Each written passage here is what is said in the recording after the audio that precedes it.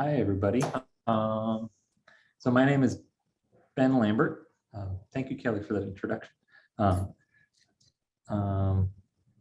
And I'm a professor at Baldwin Wallace University, and I've been teaching here for 3 years, or I'm starting my third year. So I want to start this event tonight by talking to you a little bit about my journey and what goes into my work conceptually and technically. So the first image here is of me dreaming about catching fish. And that's really the kind of the center, the epicenter of where my work comes from. It's my obsession with fish. So let's see, it's not moving forward. So I'm originally from Maine, small town of Greene, which is about an hour north of Portland, if anyone's been there. And I grew up on this really kind of toxic river, but I also grew up next to my grandmother, who was not toxic at all. She was a wonderful person and also a wonderful artist. And these are two examples of a scratchboard and a watercolor that she did. And she was a high school art teacher, and she traveled around the state, went to Monhegan Island and other places that Edward Hopper or Andrew Wyeth were kind of known for going and painting. And I learned a lot from her about art history and technique and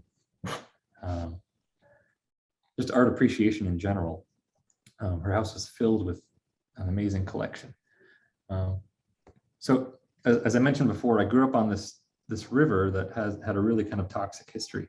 And this is an image of the river just down the road from my house. So can you all see that X just to the upper left of this image? And that's roughly where my house was. So I spent a lot of time in this specific area. But what's interesting about this image is that white line kind of foaming up in the middle of the river. That's liquid oxygen that's being pumped into this section of the river. So this area on the Androscoggin is called Gulf Island Pond, and it's behind a dam. So the flow of the river has been slowed down considerably. But because it's behind a dam, it also collects a lot of sediment. And a lot of the sediment comes from upriver, where there were textile mills and paper mills and other industries that put lots of kind of biological and chemical pollutants in the river, and it settles here. And all those contaminants, when they're rotting, they take oxygen out of the water. And without this oxygen being pumped into the river, there would be times during the summer where the oxygen would likely be little to zero, preventing life from happening. So essentially this section of the river is on life support. I've done a lot of research about kind of the storied past of this Androscoggin. And this image here on the left, the black and white image, is of Lewiston, Auburn, which was the neighboring town that I grew up in, or neighboring the town that I grew up in. And there's some white film on the river here. It looks like it could be snow or ice perhaps, but that's chemical foam that's been stirred up below what's called the Great Falls in Lewiston, Auburn. So it's a pretty large area. If you see the size of the buildings, it's a large pool. It's completely covered in this toxic sludge. And the people of Lewiston, Auburn used to say about the Androscoggin that it was too thin to plow, but too thick to paddle. So they at least had fun with it. And then this image on the right is taken in the 1960s, just below J, which is a bit of ways upriver, maybe 50 miles upriver, below a paper mill, and just downriver from where they would discharge waste from the paper mill. So that's not something that you would hope to see in a river. And in the worst of times on the Androscoggin, it was called a slow-moving sewer, and there was about a 130-mile stretch where there was zero dissolved oxygen on the river. And at its best state, which was kind of pre-man, I guess, but at its best state, currently it looks kind of like this. So they've done a lot through Superfund site cleanups, through environmental policy and awareness. The river's come back quite a bit. and it supports a lot of wildlife now, a lot of sportsmen and fish, and people now kind of flock around the river, where before it was really kind of an eyesore. So that's really where my work is kind of influenced by. So I spent a lot of time on this river fishing, and I knew that I couldn't eat the fish on the river because of all the contaminants in it. But I was kind of interested in why, as humans, we have done these things. Maybe because we didn't know we were doing them, or maybe because we were driven by other things. So I guess to my education, I went to the University of Southern Maine, where I studied with Ray Chen and David Schneider in the ceramics department there. And through Ray and David, I really learned a lot about kind of thinking about contemporary ceramics and how you could create meaning through ceramic sculpture as well as through functional ceramics. And this was one of the first pieces I made. It was my junior year in my BFA, and I didn't know what I was making. I thought it was kind of a fun fish piece, and I didn't know how to resolve the back end of it, and I thought it would be I don't know, I wanted to put a paddle on the back of it, but I didn't know how to put it on there. So I bag tied it, or like made it look like it was just tied on kind of hastily. But after making it, I realized that it was kind of about the interaction between humans and fish. So maybe this fish lost its tail due to human activity, but maybe it was also given somewhat of a capacity to continue to move through human interaction as well.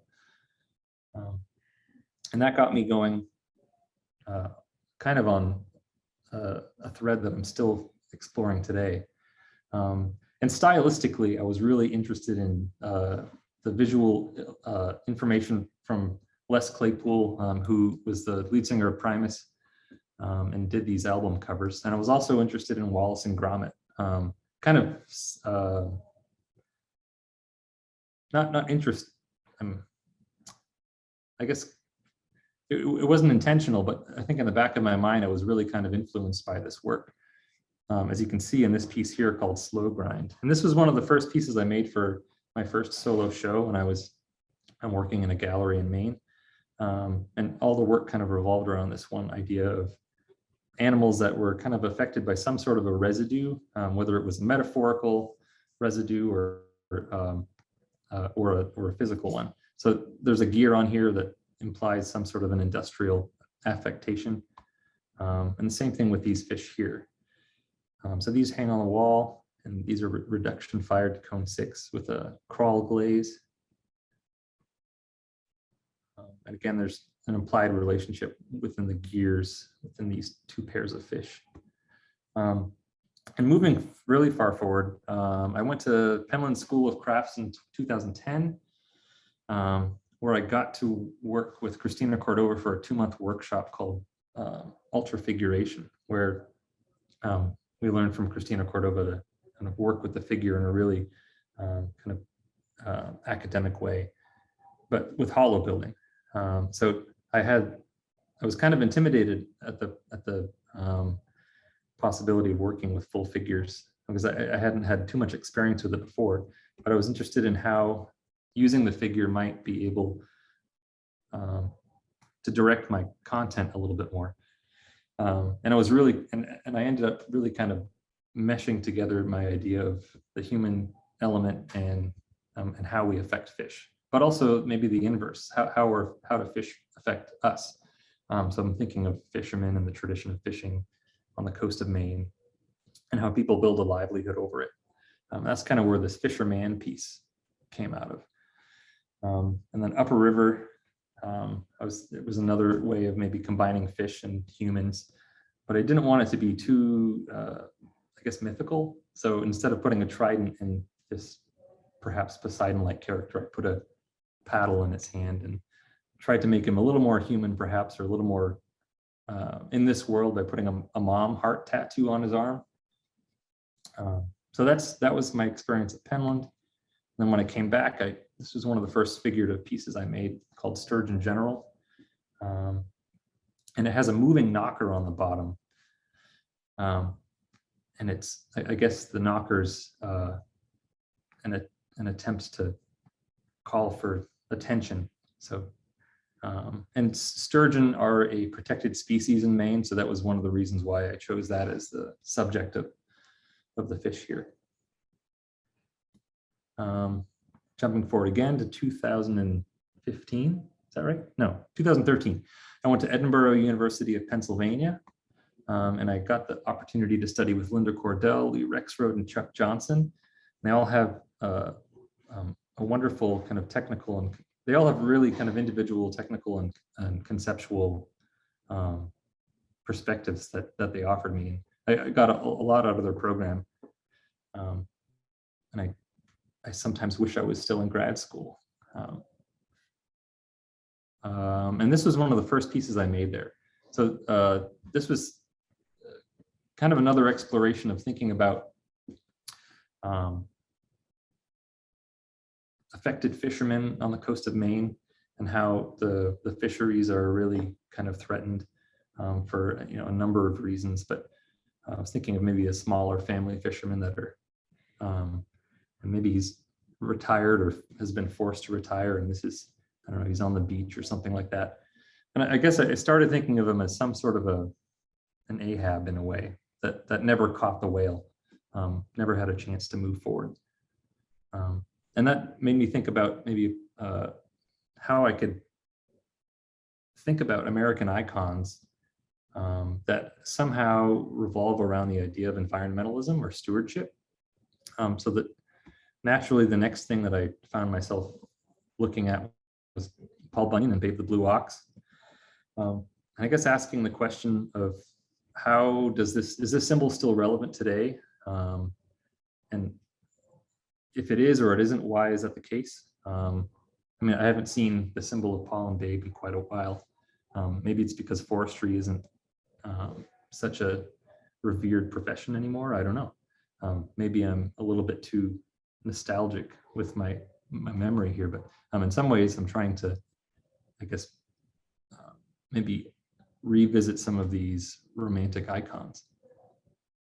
The next one I was looking at was Sacagawea, who's not necessarily a folklore character, but has a very important role in the expansion of the American West. She brought Lewis and Clark out to the West Coast, and she did this as a mother, carrying her newborn on her back. And she was one of 5 wives to a French fur trapper. So arguably the baby she was carrying could have been somewhat Caucasian. So that was my choice for putting that, making that decision for the child on the back. But I was trying to find a way to maybe describe the kind of disregard for, I don't know, for American culture, or disregarding Native American culture in some ways, in terms of how they might revere and protect the environment and be stewards. So I thought an inappropriate maybe thank you gift from America might be, or from the Lewis and Clark expedition, might be a pink flamingo lawn ornament, because her name Sacagawea translates to bird woman. So maybe it was some, I don't know, it's a little bit of a sleight of hand perhaps, but yeah, that was one of the last icons I worked with. And then this one is of Smokey the bear and Grizzly Adams. It's about 6 feet long. It's made of 4 parts. The bear joins at the waist, or there's a seam at the waist, and there's a seam at the waist on Grizzly Adams as well. But again, I'm kind of thinking about the same idea of how are these icons, how is their meaning relevant? And and I guess ultimately the question I'm asking is how strongly are we still connected to our environment, our wild environment? And I was basing Grizzly Adams on the kind of traditional Grizzly Adams, as opposed to the one you might have seen on TV back in the 80s, I think. So a lot of my work has to do with the allegory. So I was working with the idea of American folklore. So why not also go to Looney Tunes? So this is Yosemite Sam serving up Bugs Bunny to this king, or at least hopefully, or the king hopes that it's Hassan Pfeffer. But of course, Bugs Bunny is great at kind of escaping bad situations, and he's alive. But the king, to his dismay, finds this out and says, "This Hassan Pfeffer's raw."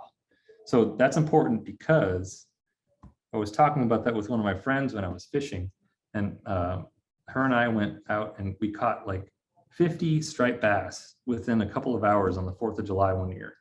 And we were using these little rubber lures, and Marley was expressing, what do these fish think when they realize that it's not a fish and it's a rubber lure? They must be thinking, this Hassan Pfeffer's rubber. So that kind of got me on making this piece. So it was maybe a kind of a humorous way to process that, but also a way to perhaps deal with more serious content. So there's a rabbit in this fish's mouth to signify, I guess, Hassan Pfeffer. And as I was thinking about animals being mistaken or mistakenly eating things that aren't food, I came across this artist, Chris Jordan, who documented these albatross in Midway Island, which is about as far away from civilization as you can get out in the Pacific Ocean, where it's an old army base, but there's a large thriving population of albatross. But there's also, because of the Pacific currents, there's a large concentration of plastic that's washed up from Asia and from America.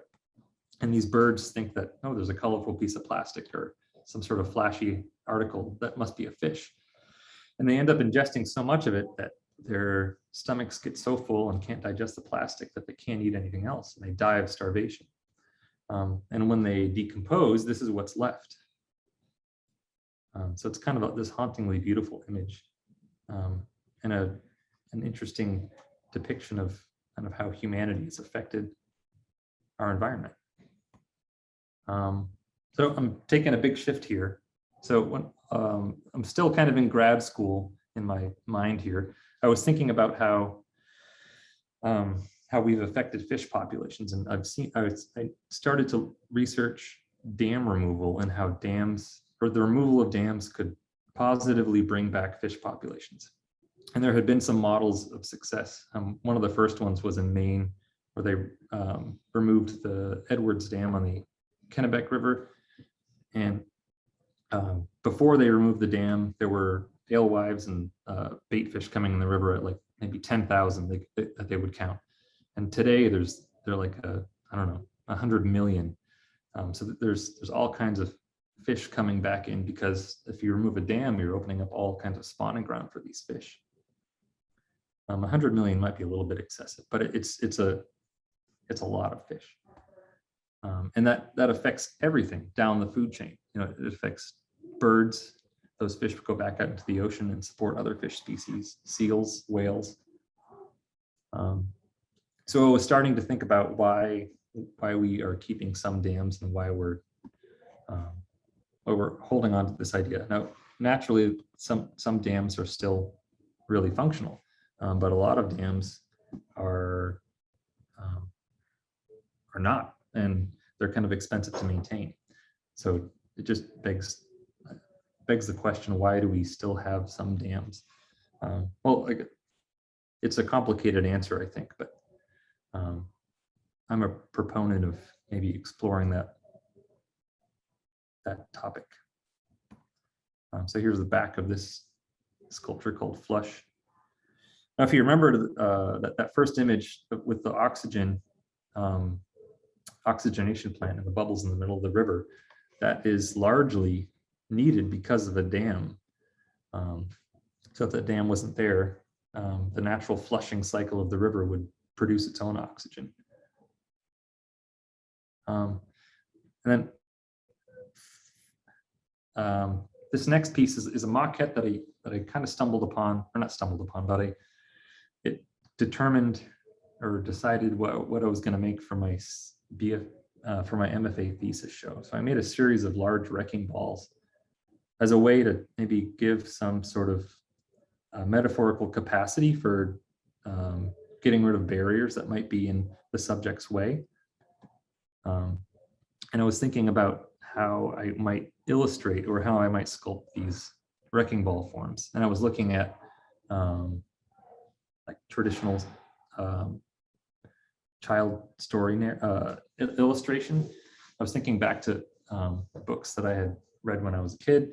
And I was also thinking about how the Beehive Collective, which is a contemporary educational advocacy group, and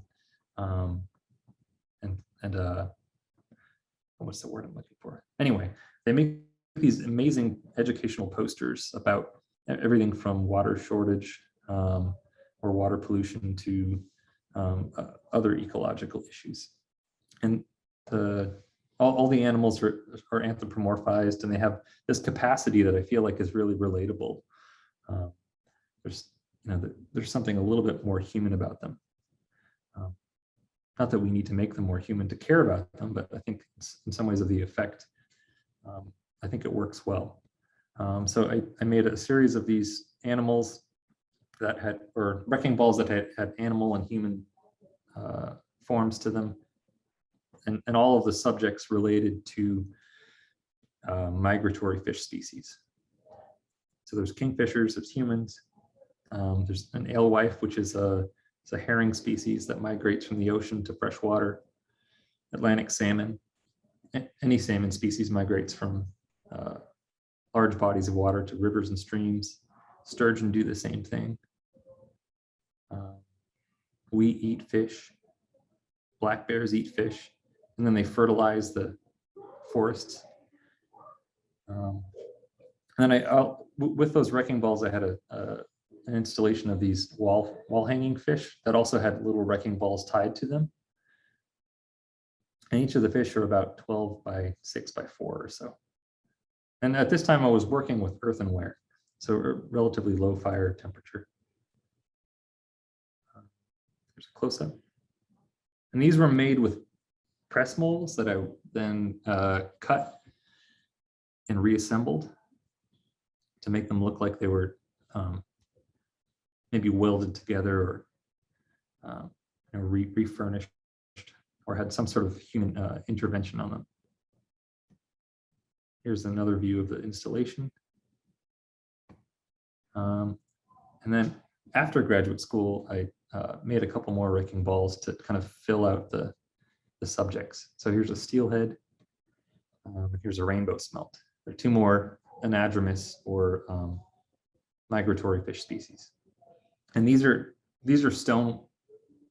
Oh, these are earthenware, and they're surfaced with underglaze and a soda ash wash. And here's another installation at the DeVos Convention Center in Grand Rapids. So I taught at Alma College as a visiting assistant professor for 4 years.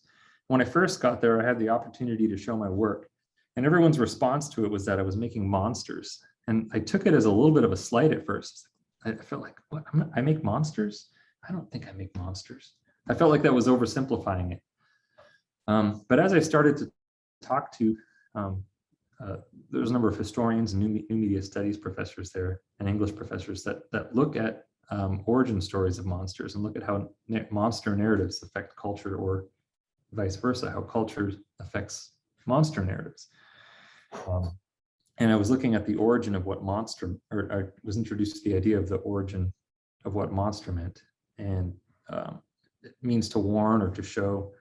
And I felt like that's kind of exactly what I was doing with my work. And I was thinking about how it might relate to specifically to Frankenstein, or Frankenstein's monster. And there's 3 potential monsters within that story. It could be Frankenstein himself, Dr. Frankenstein. It could be Frankenstein's monster, or it could be the village people who are kind of running at Frankenstein's monster, pushing him out of town with pitchforks and torches. So it it begs the question, I guess, who is the monster? Is it who looks like a monster, or is it who acts like a monster? What is monstrosity? So this piece is looking at the main shrimp season, and it was canceled in 2013, and it hasn't been reinstated since then. So again, I'm kind of revisiting this idea of affected communities, maybe along the coast, that communities that used to make their livelihood off of fishing, but can no longer do so. The other angle of this piece shows a ceramic cinder block underneath them. So I'm kind of playing with this idea of flotation with this water wing on top that is kind of fashioned as a shrimp, and a cinder block underneath. So the tension between flotation and anchoring. And the cast of the piece, I was thinking of The Raft of Medusa by Theodore Jericho, where there's this kind of green cast on these sickly people or dead or dying folks out in the middle of the ocean, getting eaten by sharks, who knows what else. So I found myself kind of being interested by art historical objects. And this piece is at the Detroit Institute of Art. It's St. John the Baptist, and it's a terracotta piece. And I love seeing ceramic objects in art history. Sometimes I forget how much clay was used in the past. And when we look at art history books, there's a lot of bronze and stone, but not necessarily clay. So I loved the kind of gaze of, I don't know, the like ecstasy on St. John's face here. I think I was kind of influenced by it when I was making this, which again is kind of thinking about this idea of flotation being paired with the idea of immobility. So the shoulders of this figure is supposed to be a cleat that you would tie a rope to. And I was also looking at Keith Richards as a visual reference here. So he has got some wonderful wear on his face. So the next cheerful topic I was looking at is dead zones. So there's a number of large river systems that funnel a lot of water from agricultural land into the ocean, and at the mouths of those rivers, there's often a lot of sediment buildup and nutrient buildup. So if you think of all the fertilizer and fertilizer that gets spread on these fields and washed into the rivers and concentrated out in the Gulf of Mexico. This whole area in red is a dead zone where at certain times of the year is void of oxygen. So fish can't live there, which means that they have to go farther out into the ocean or die. And that also means that fishermen have to go farther out into the ocean and die, which seems like it might compound the issue because they have to spend more money on fuel to get out there and more time. It's more dangerous. So I was looking at what might cause dead zones. There's also dead zones in our wonderful, beautiful Lake Erie here off the coast of Cleveland. So this green area here is a toxic algae bloom. And I think it was back in 2014 or 15, Toledo had to put out a no drink banner for their water. And there's been a number of years where that's happened. And this is largely due to one river, which is the Maumee River, which has, I think, 80% of the nutrient load for the lake, but only provides, 20% of the water for the lake. I'm getting the numbers wrong, but those are the rough proportions. So I started thinking about, I guess, the relationship between agriculture and fisheries. So I found two more pop icons, the Jolly Green Giant and Charlie the tuna fish. And their pose is based off of this sculpture by Pavel Wagner, the Hercules and Cerberus. And the hairdo is kind of based off of this guy from Mad Men. So bringing in a little bit of Wall Street. And Runoff of the Bulls is kind of looking at that same idea When I was in Alma, there was a CAFO, which is short for Confined Agricultural Feed Operation. It's just a big farm with a lot of animals, not much space in between them. And these animals produce a lot of biomass, and that biomass has to get spread out somewhere, and they put them on the fields, and that biomass gets washed into the rivers, oftentimes producing situations that look like this, which is kind of beautiful when you disconnect what caused it from it. There's some oranges and greens and some nice colors in there, and a nice pop can for scale. And here's a close-up of what that bull is sitting on. Toxic algae bloom. I'm shifting gears again here.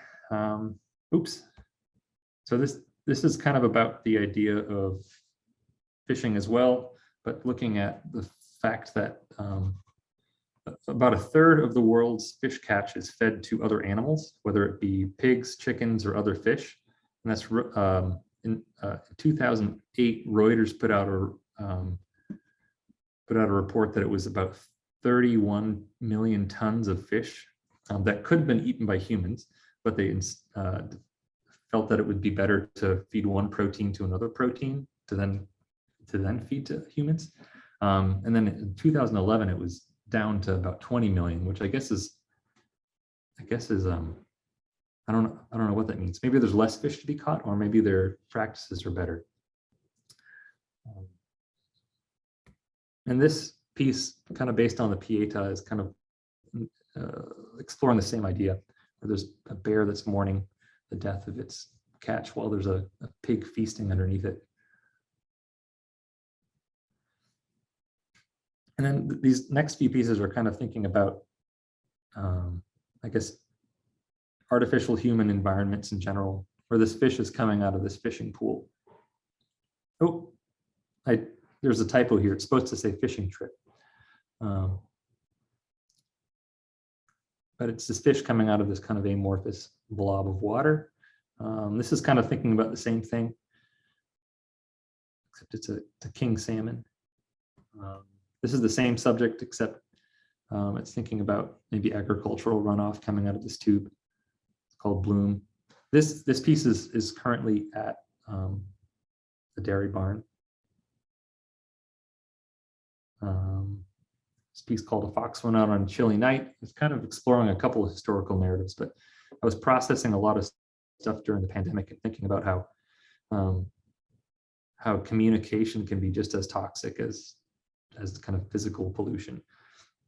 And I was also spending a lot of time on the Lake Erie shore fishing for walleye, and I would oftentimes see a lot of junk washed up on the shore after storms. And that's kind of what's being described underneath this mother goose figure, or I guess the goose within the fox went out on the chilly night narrative. And then I'm referencing Judith and Holofernes, and instead of having Holofernes in Judith's hands, there's a fox head. So the fox didn't quite make it back to feed the young fox's bones. So whether or not that's a good thing or not, I guess is up to you.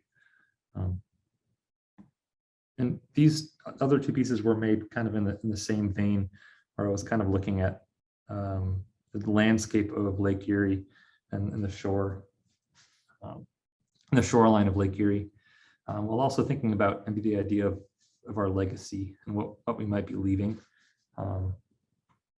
for our young ones, but also, I don't know, how we're affecting everyone, young and old. So the silhouette of this I found your damn lost shaker of salt is kind of like a pacifier. I was thinking of it, and then the silhouette of the shadow below this, a pint for a gallon, is like the top. It's an upside down like gallon of milk or gallon jug. And you can see I'm revisiting ideas of kind of flotation. And this is essentially the same thing, except using animals instead of humans. or there's an otter who's encountered a really nice catch, and he's very excited about it. And I want to talk a little bit about my studio practice. I make a lot of fish as a way to kind of explore form and surface, because ceramics is so technical. There's a lot of things that I still am kind of exploring and finding out. So through these fish, I find it helpful to technically explore, as well as think about some conceptual, some more simple conceptual ideas that I might be thinking about in my more involved pieces. Here's some more wall fish. Thank you so much for your attention. Now I'm going to transition into more of a demo. If anyone has any questions right now, I'll be happy to answer them. I'm going to stop sharing for a second.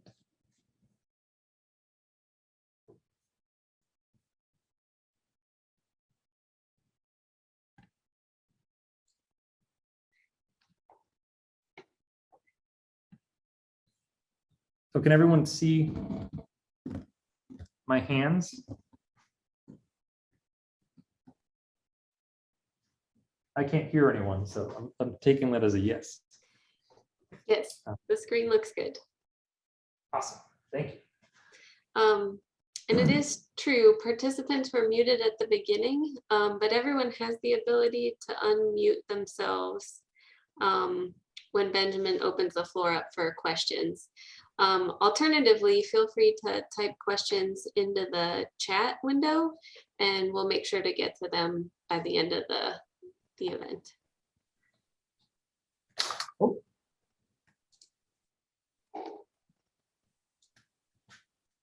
Just trying to change my camera angle here.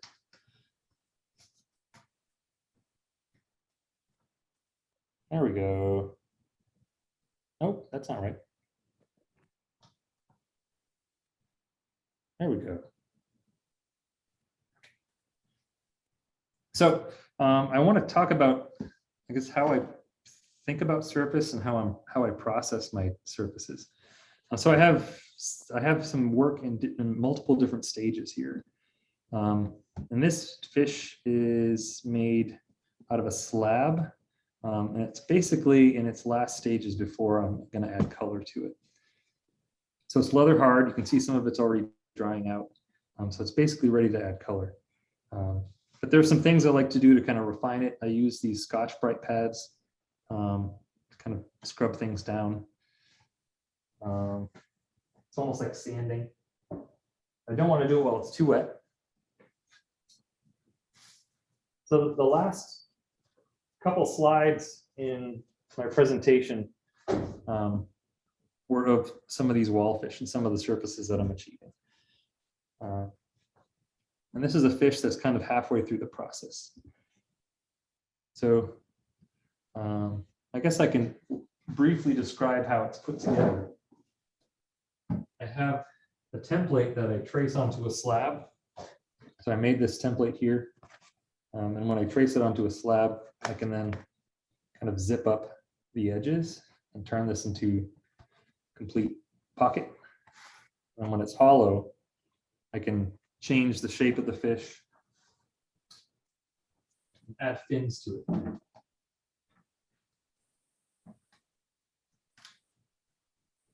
So that's what's happening here. So when I add fins on, I'm just adding these really thick slabs.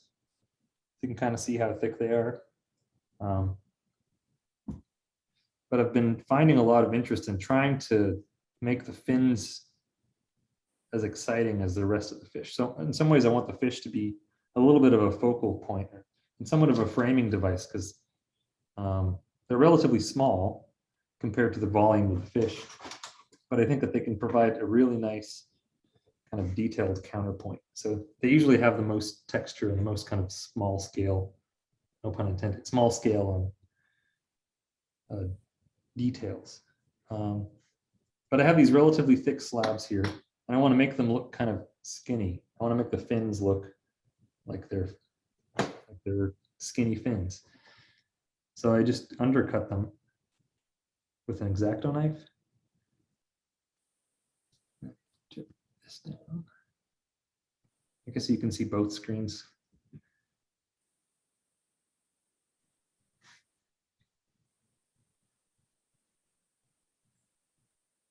So once I've figured out where all the fins are going to be,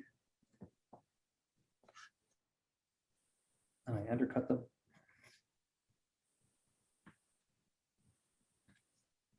And I've figured out a couple of shortcuts for making the webbings in between, for the webbing in between all the fin spokes. I don't know what they're called. I should know. I'd be a bad biologist. That's not completely true. I know a lot of the fins. So the caudal fin, there's the adipose fin.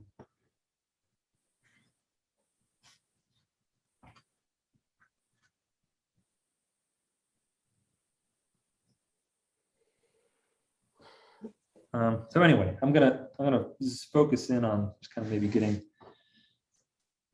the tail carved. So I use a couple of different tools, primarily an X-Acto knife. And this tool here is called, it's an XST10 is the model number, and it's from Gem Tools. So it's a double-ended scraper. One side has fine serrated teeth. I don't know if that's in focus. And the other side has kind of larger serrated teeth. It's a really great detail tool. So when I'm going in on the scales, just kind of create these triangles, little pie pieces from in between each of the rays. And I go in and slice underneath those, or slice underneath that triangle I carved out, and then pop it out.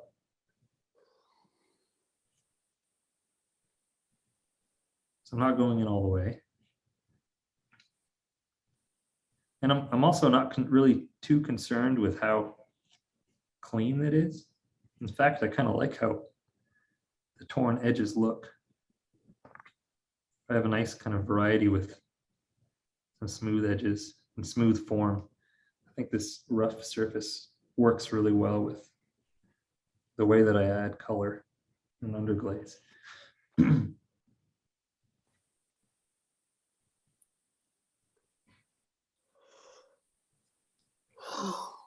All right. Does anyone have any questions? I think I need some coffee.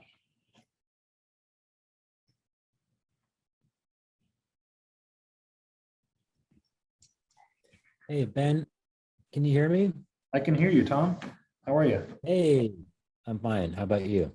Hey, it's not so much a question, but just sort of a maybe coincidence or observation, as you already pointed out.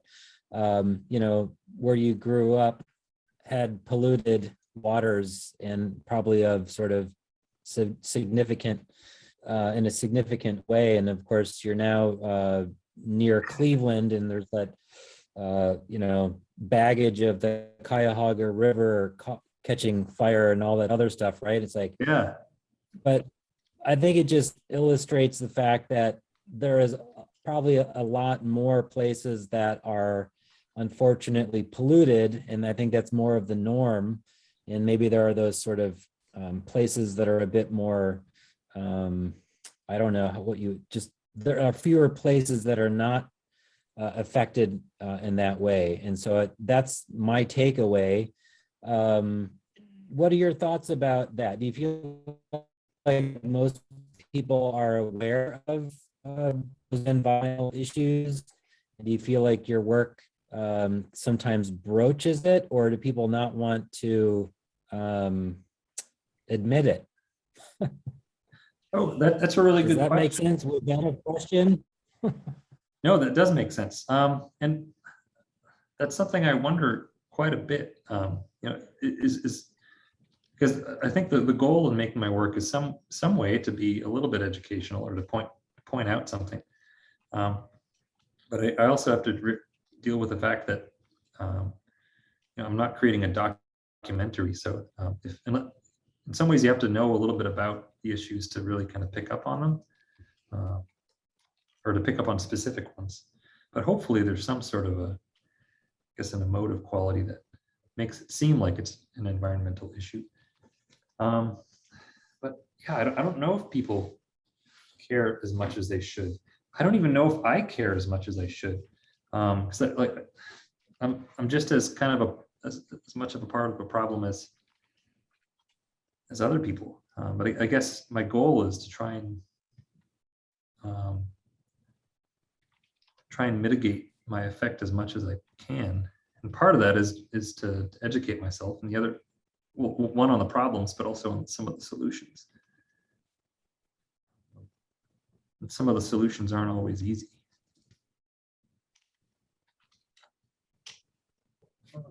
Does anyone have any solutions?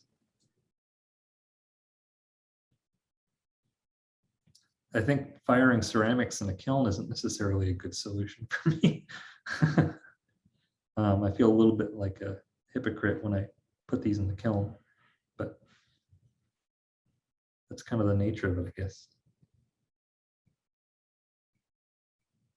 I don't know how else to communicate this message. I'm also just excited about the process. Well, I'll also chime in one more time. I got a kick out of, I guess it was at Alma College, where people were sort of saying that you're a monster maker. Yeah. Something like that. Right? Yeah. Yeah, and I guess it kind of correlates to what I was sort of fishing around about, pun intended. You know, about making work that maybe the audience doesn't want to. I think powerful works of art often ask difficult questions of the audience, and sometimes people like expect to be entertained and like, oh man, if I wanted to be sort of dragged down, I would, you know, open up Twitter or turn on the news.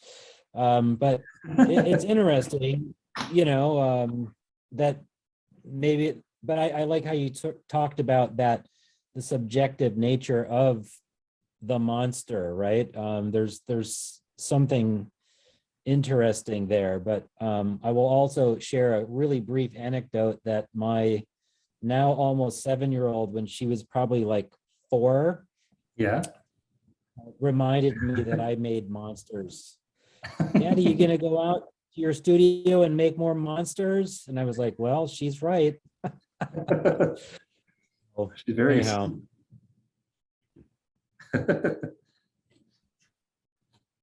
That's a good compliment, I think.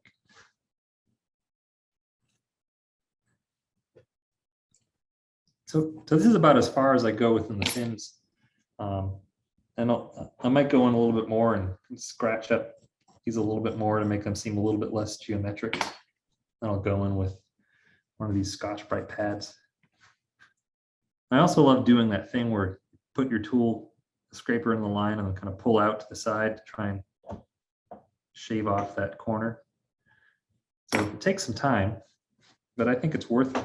I mean, I like the effect. And I'm really kind of focusing on the fins when I'm doing that. And I've been trying to find ways to kind of be a little bit more expressive with the surface of the body. So I'll give you a close-up of that tail fin. So there's a lot of nice kind of texture in there for underglaze to settle into. I do a lot of wiping on or painting on of underglaze and wiping off of underglaze. And then another thing that I kind of have fun with is how do I use this body as a canvas? And I've come up with a couple of different solutions, which I think might find their way in my work, my larger works in the future. But there's a couple of other things I'm looking at. So this one has teeth, which I think is hilarious. But I also feel like teeth for me is maybe a way to talk about water quality, where you know, as the planet's warming through carbon, the ocean is absorbing a lot of carbon, carbonated water is really kind of caustic. And there's a lot of small crustaceans in the ocean, plankton and such, that have exoskeletons that are being compromised because of this carbon in the water. So I'm thinking about how teeth might be a metaphor for that. And then I'm putting holes in the back of this, and the holes are kind of representative of trout patterns that you would see on cutthroat trout. And that's just because I like looking at trout patterns. There's not really too much to that. I haven't looked into the history or the specific affectation of cutthroat trout. So I guess I'll talk a little bit about why I decide to put underglaze color on greenware. And maybe I should pull out some tiles to kind of show you some examples of the surfaces that I've done. So I have 3 tiles here. They each have different base colors, but the top surface is all the same. So there's a light pink one here.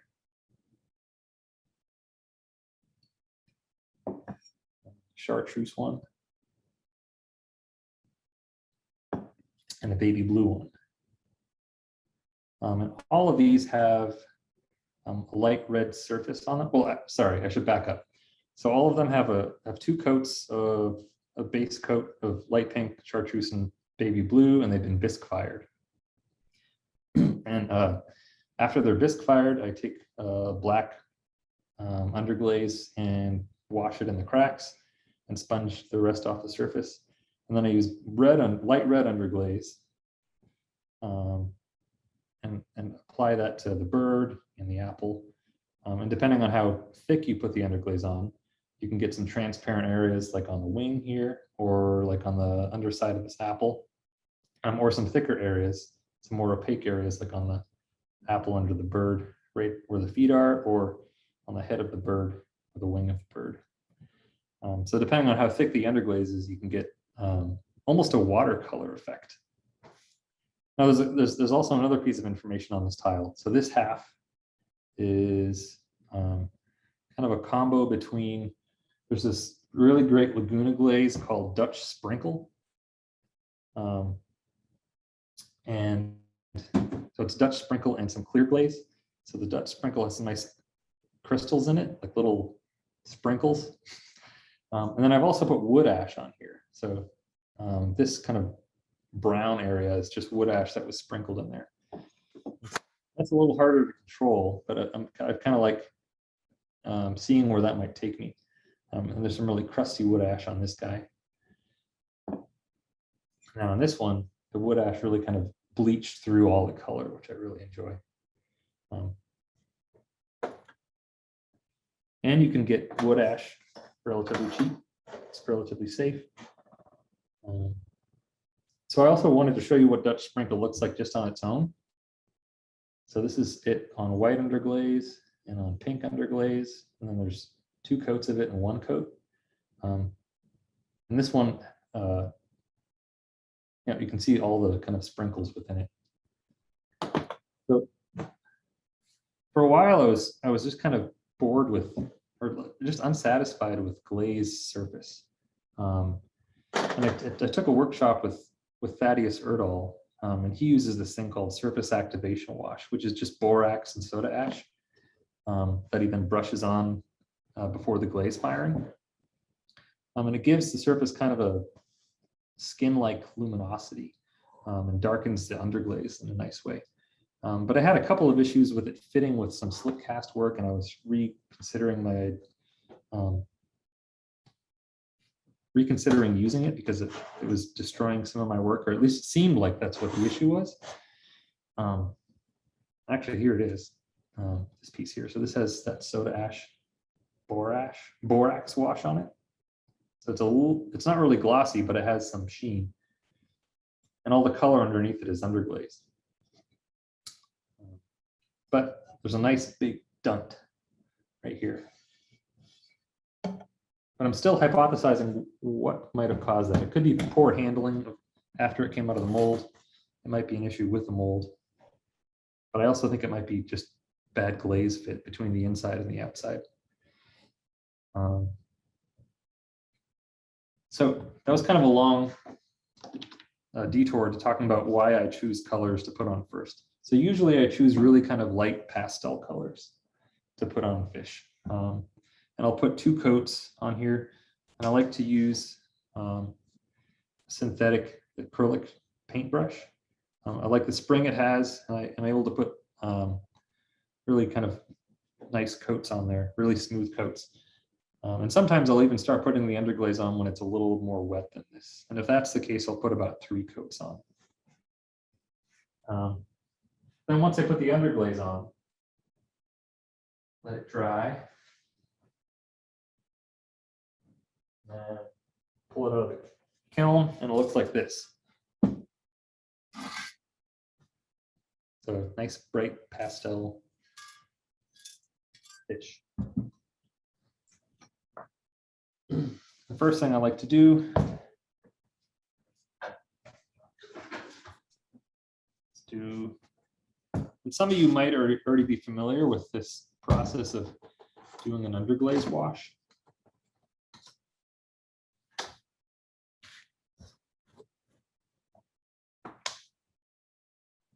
But in being an art student, I find that there's a lot of similarities between media.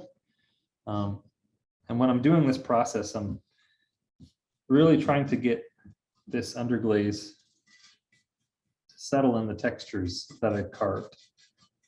So when I'm putting underglaze on, I'm thinking about how can I emphasize all the work that I've already done. Because there have been times when I've covered up a lot of the texture that I've carved in a piece. And then I just want to cry. Like, why did I put that glaze on there? It's too opaque. It was too thick. Or I hope I'm not the only person who's done that. Ruined a piece with glaze. Or seemingly ruined a piece. You can always kind of bring it back a little bit if you try hard enough. So I've seen people apply this underglaze in different ways. I've seen people apply a really thick, solid coat to everything and then go in with a sponge and then brush or sponge the rest off. But I feel like, I feel like there's a lot of underglaze that's not used that way. So I try and move as much around as I can with my brush.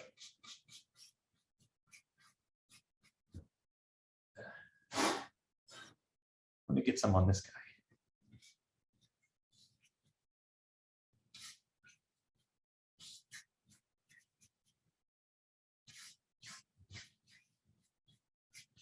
So this one is yellow, of course, it's regular yellow. But usually when I put any sort of underglaze on the yellow, it's hard to get all that stain off. So after putting this black underglaze on here, I'll kind of end up with the relatively green cast.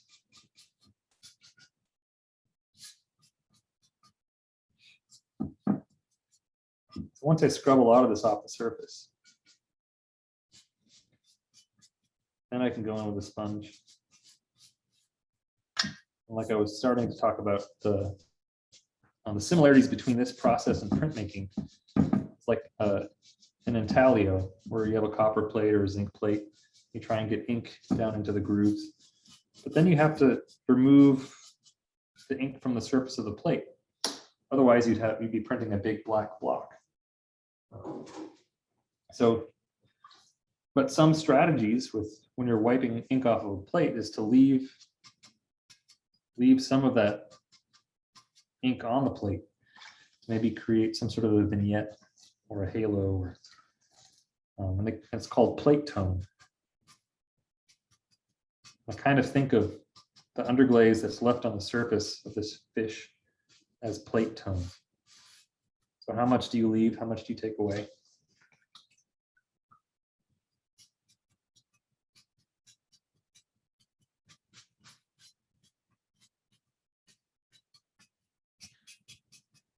I feel like what this does,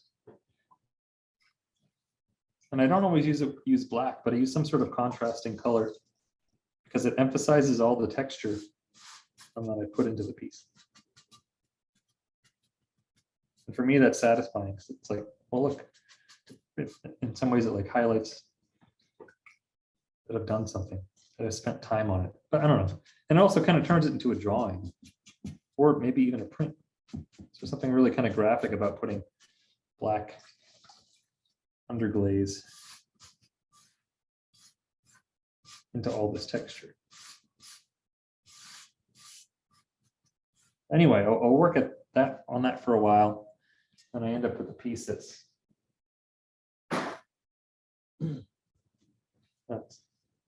all kind of wiped. I'm gonna put this water away.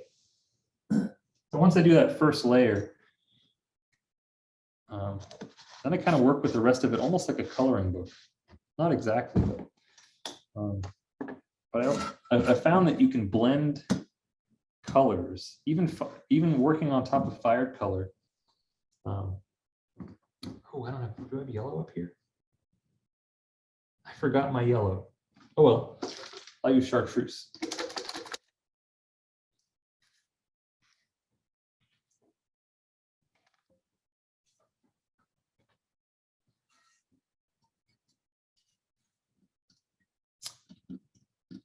Yellow would be more, I guess, kind of interesting. But chartreuse does the same thing. So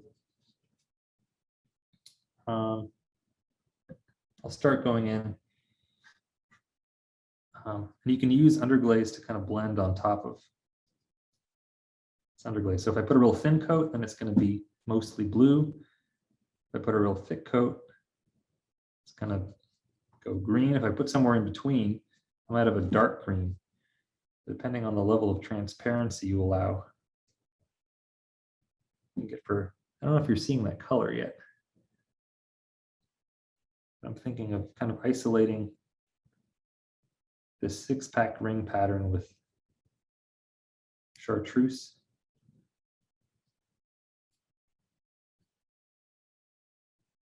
Now, one thing that I will say about working with underglaze in this way is that one, it's the most direct kind of way of adding color to a piece I've found.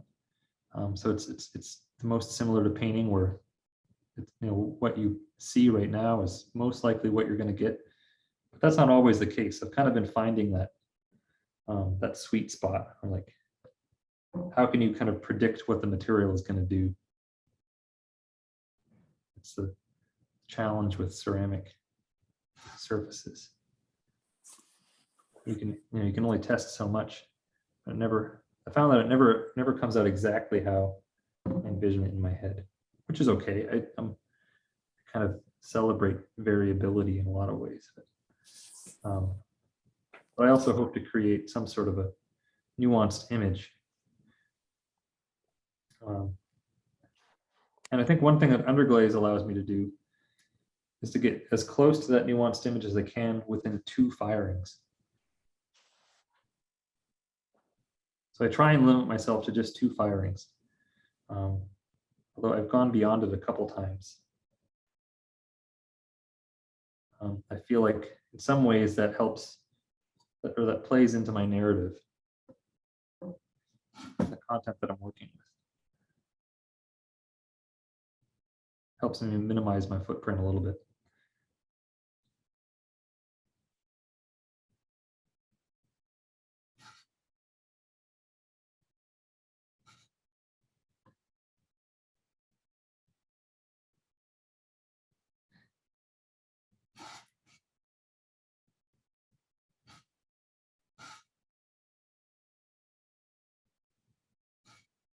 But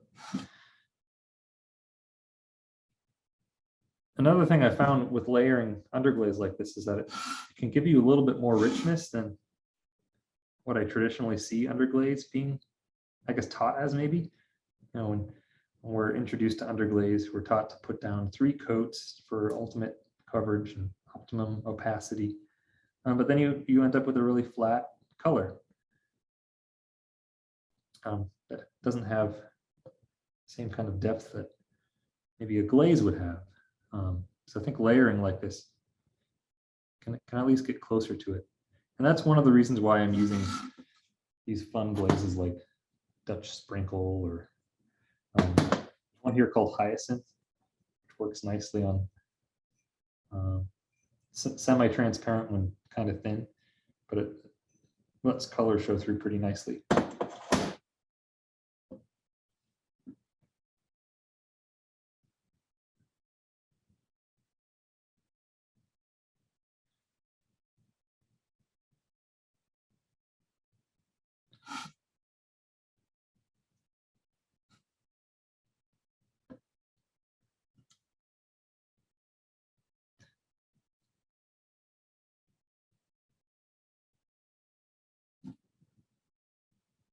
Any other questions or thoughts out there?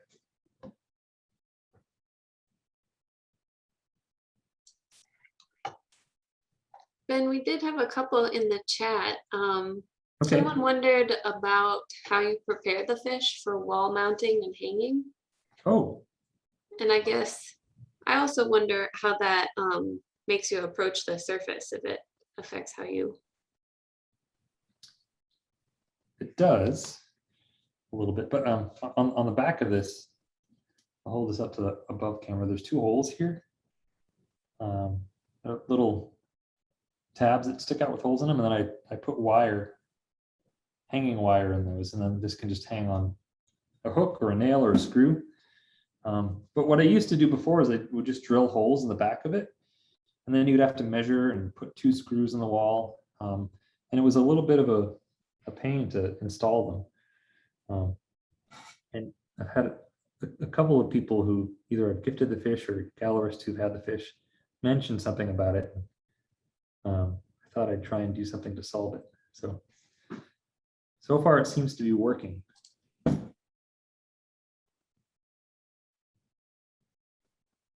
But the orientation of the fish on the wall, I guess from a functional standpoint, I really kind of stop a lot of the elaborate detail just beyond the shoulder of the fish. So I don't go much beyond here. But I also try and think about how, I don't know, sometimes I think about how the light might hit it, whether it's casting a shadow from me carving it. There's a little bit of relief carving that will help cast a shadow, and then I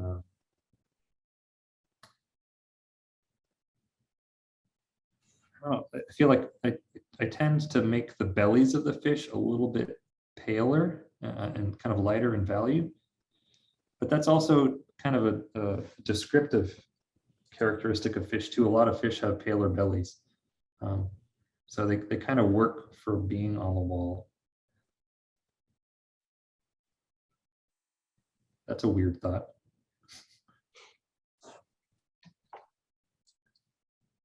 Fish were made to go on the wall. What are they doing in the lake? Ben, I have a question. It's Kim Chapman. Hi, Kim. Hi. I am wondering if any of your students, as they listen to you and your narrative and how you care about nature and the environment, if any of them have started to make objects based on something they care about environmentally. Have they taken a different path, but in a sense, a little bit similar? Yeah, I think sometimes they do. And sometimes I wonder about it, because I'll have my students make kind of a compelling animal narrative. Okay. Culture that's about, it could be and I give them examples of artists who are dealing with issues of environment, dealing with issues of identity, dealing with issues of politics, or just maybe dealing with notions of how animals are perceived within popular culture. So they kind of have a bunch of options to look at. Mm-hmm. And all of them find something that they're, I shouldn't say all of them, but most of them find something that they're really seemingly connected to and kind of passionate about. But sometimes I wonder if they choose an animal one, if they're doing it just to get the grade. But I don't think that's the case. He's into environmentalism. So if I do this, I have a second part to the question, unrelated. Is Robert Arneson a inspiration for you in some of your more figurative work? Absolutely. Particularly with his sense of humor. Exactly. Yeah, I can see it. There's a lot I don't know about Robert Arneson, but he's pretty amazing. Yeah. I remember, I really need to look into his trophies of bad behavior that you. Oh, yeah, that's one of my favorites. Yeah. I Yeah. feel like there's a gold mine in there. Yeah, like you said, a lot of humor for sure. With a message, though. Yes. Well, thanks, Ben. No problem. Thank you.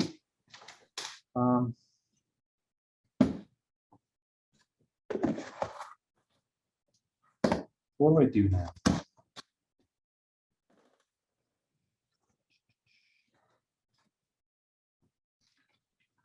Oh yeah, red. I'm trying to think about how color might imply the condition of the fish. So I just made a bunch of tiles for, we had an exhibition here called Don't Panic, Brace for Impact. And one of the artists who came up with the show, Rich Seiler, makes this, he's made a number of artifact machines, or they're old cigarette machines that dispense art. And I made these little tiles that fit inside of this cigarette machine. And they ended up turning into like these chunks of fish flesh in a way. And I kind of liked how the colors were working on that tile. And I used this light red color and I put hyacinth on it. I thought, why not try that on these larger fish? Make them seem maybe a little bit more raw.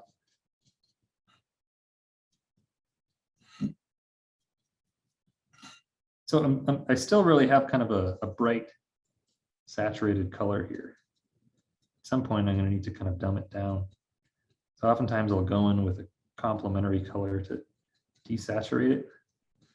And ultimately, I'm trying to find kind of a balance between saturated color and desaturated color, while also kind of trying to find that focal point, whether it's the face of the fish, or the gills, or the fins.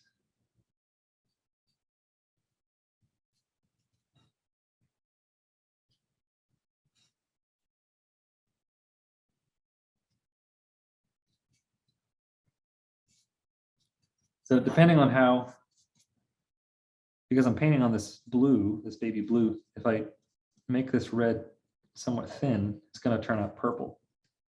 I kind of like that idea of it maybe being purple. Purple in some areas, red in others.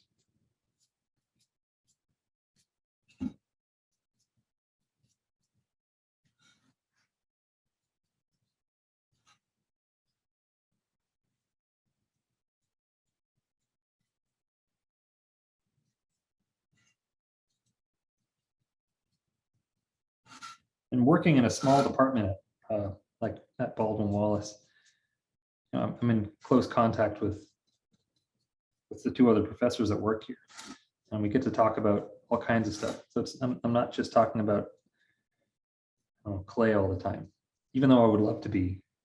I really miss having a strong clay community that's near. Well, I guess there's a strong clay community here, but I guess the pandemic is making me forget that.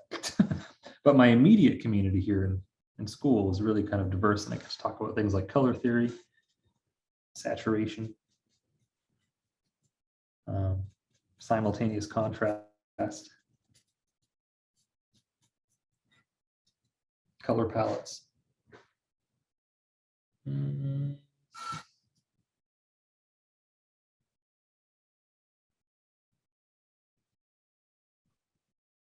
Hey, Ben.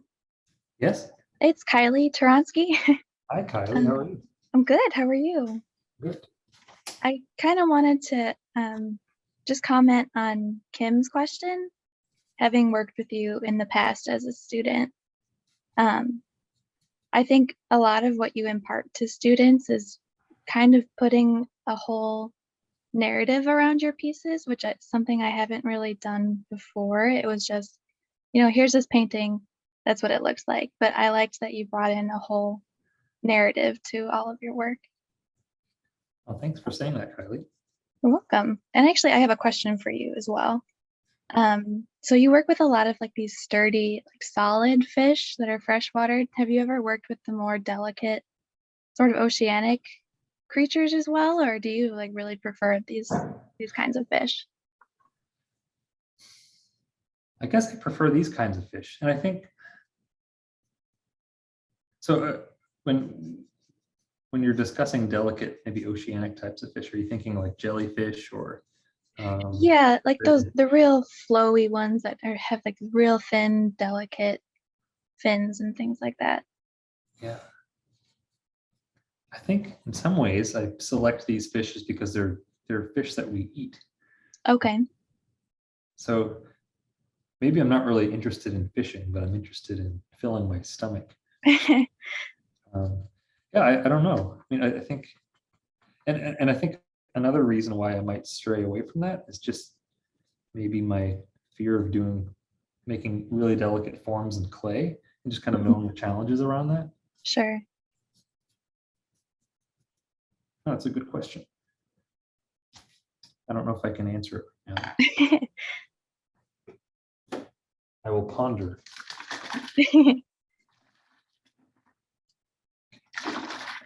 So this, believe it or not, is light pink. It's really old though. I think it might be starting to rot, which probably means it stinks, if I recall. Oh yeah, that's lovely. Be glad this is a virtual demo. Hey, Ben, Yeah? there's probably no easy answer, but you might be the answer man with this. Oh gosh, two kids are coming. All sorts of things are about to get screamed at the top of their lungs. But the rotting underglaze thing, like I've been having that happen a lot lately, and it used to just be red, and now Yeah. it seems like, I don't know, yellow, orange. I'll crack one open, and then I come back in the next day, and it's just like black septic underglaze. And like you said, you open it up, and yeah, it's pretty ripe. I mean, there's probably a way to like maybe put a little bit of bleach in it or something. I think it's just, like you said, it's literally rotting. But do you have any tips how you remedy that, or you just sort of like put yeah, you're a father, so you're used to diapers as Yeah. I am.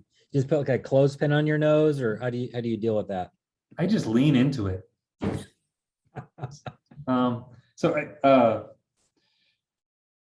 Has anyone ever smelled, or Tom, have you smelled a paper mill? Do you know what a paper mill smells like? I have not had that pleasure. Well, pleasure is giving it way too much credit, but it's pretty stinky, and it'll fumigate a whole town or like multiple towns that are built up around it. But I remember in high school, I was on the cross country ski team, and there was this one meet we had in Livermore Falls, and they had a really ripe smelling paper mill. And when you first arrive in town, you're like, oh my God, that's awful. And then 20 minutes later, you don't even notice. So, and that might be kind of a weird way of describing whether or not people care about our effect on the environment. So we become a little bit desensitized to it after a while. We become used to it. Normalizes. But I like the idea of bleach. I think I might put bleach in my light pink because it's pretty ripe. So you're probably seeing me do it, but I'm starting to blend these colors together. So I'm putting light pink on top of the red, just to give me a little bit more nuance.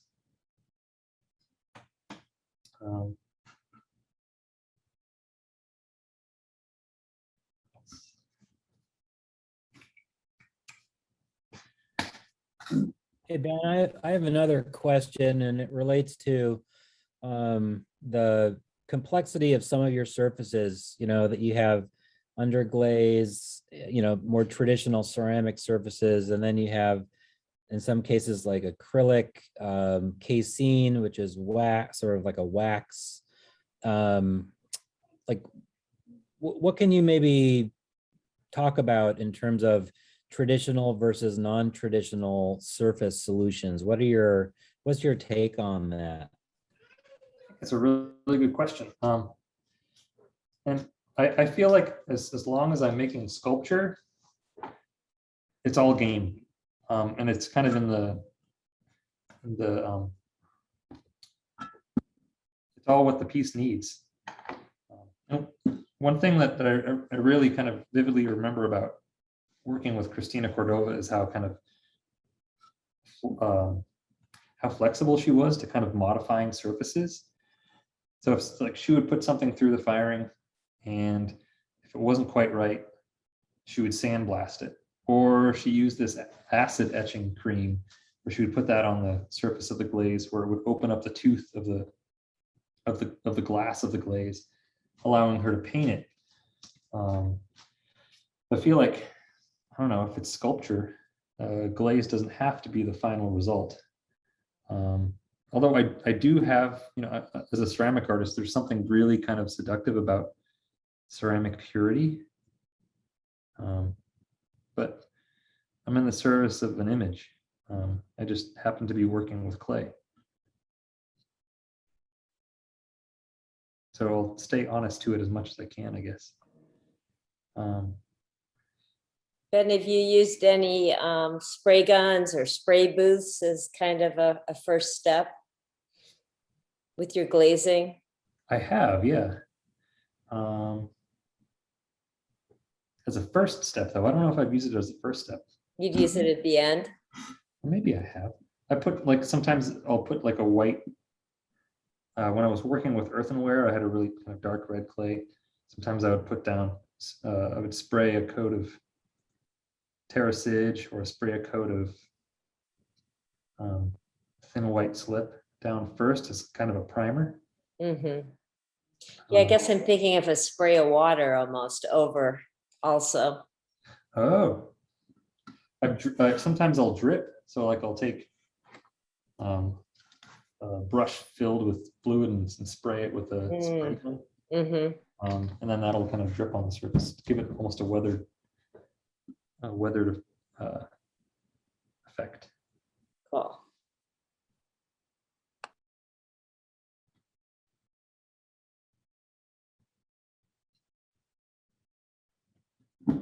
So one thing I find about fish is that their backs are typically darker, and it has to do with camouflage.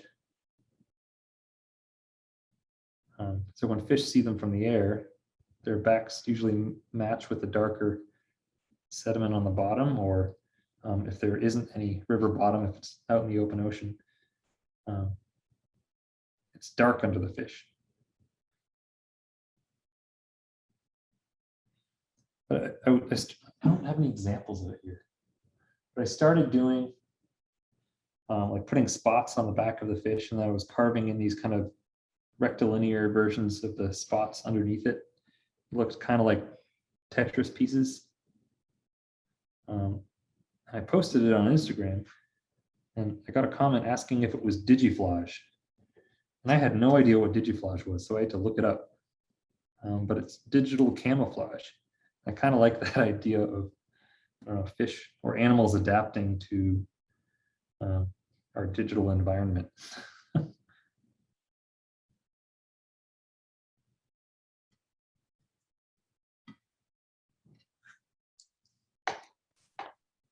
Ben, another question has come in the chat.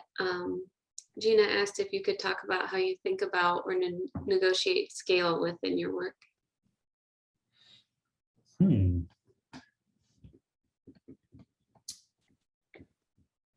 Oh, well, the scale with these fish, it's about life size. So I'm kind of thinking of them as mounts. Or, at first glance, You know, if you look up on someone's wall and you see a fish there, you might think, oh, they're sportsmen, they caught this and they're kind of proud of their catch. Hopefully upon second glance, you notice that there are some absurdities about the fish, whether their teeth or the color or the patterning.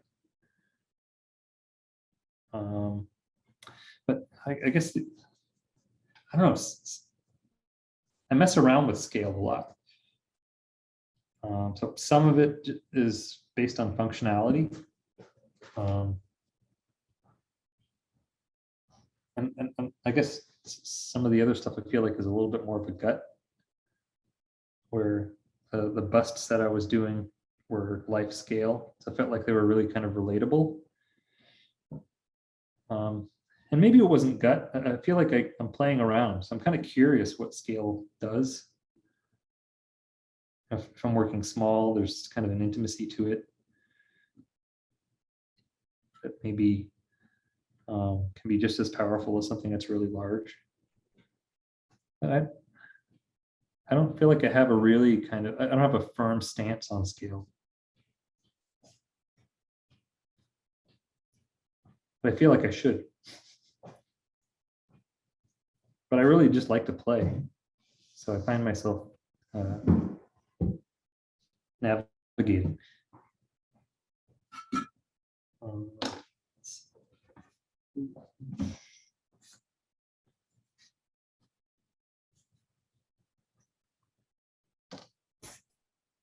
Hey Ben, I have a question for you.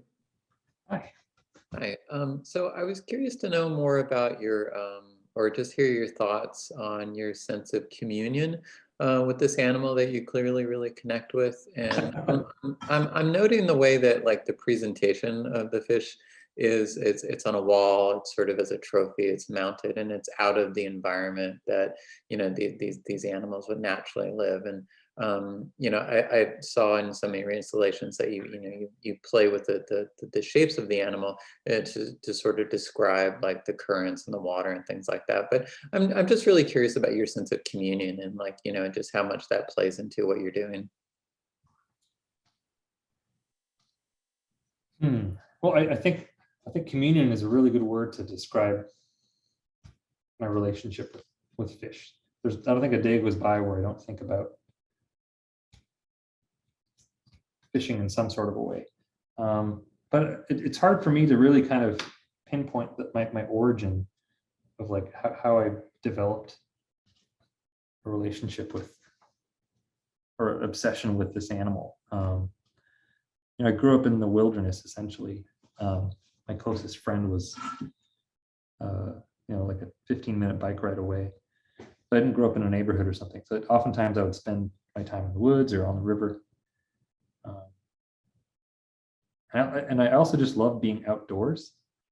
I remember my first time trout fishing. So one of the fish species that I find myself making the most is salmon or trout. And I typically find them in rivers or streams.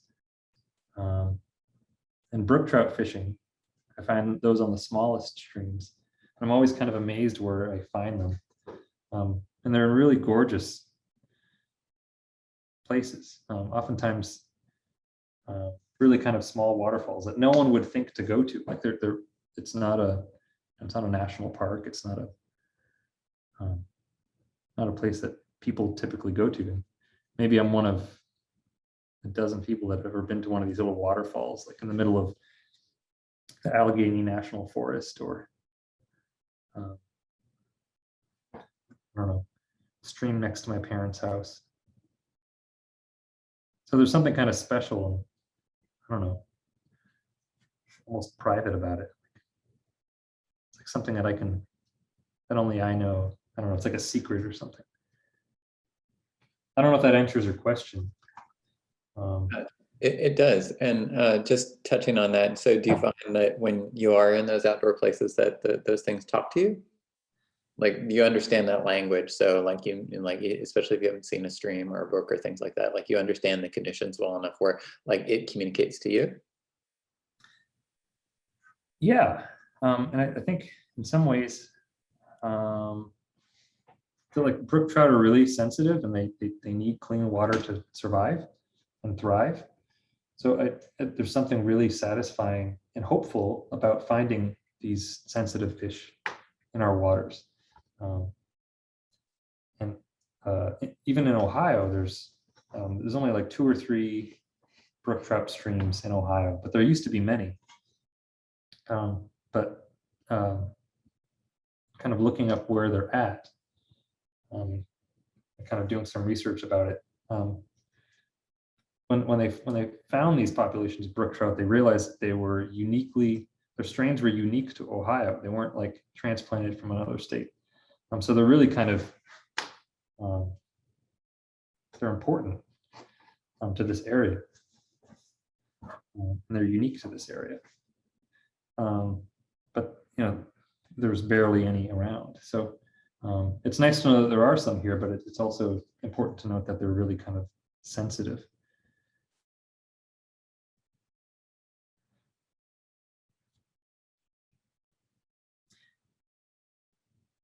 And another thing I've kind of found myself being interested in and how fish relate. So fish relate to me kind of maybe in an intimate way, but I'm interested in how they relate to other people. Where Native American tribes used to, they would fish and gather food for the entire year. And because of human activity, whether it's building dams or isolating Native Americans on reservations, and they're unable to do that. So in some ways, it can be a way to kind of investigate social issues and racial issues, like environmental racism or environmental injustice. It's not just me, even though it starts as this really kind of selfish thing. In some ways, making art is really kind of a selfish endeavor. But I hope to be able to share some sort of information and some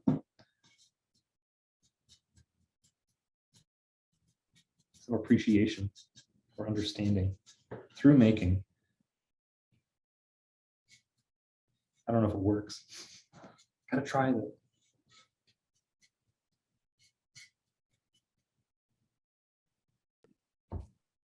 Hey, Ben. Yes. Tom, with some of your larger figurative pieces, I know it sort of depends what time of year and how much time you have when you're working, but generally, how long do those larger figurative pieces take for you to build? Let me see if I can come up with a specific example.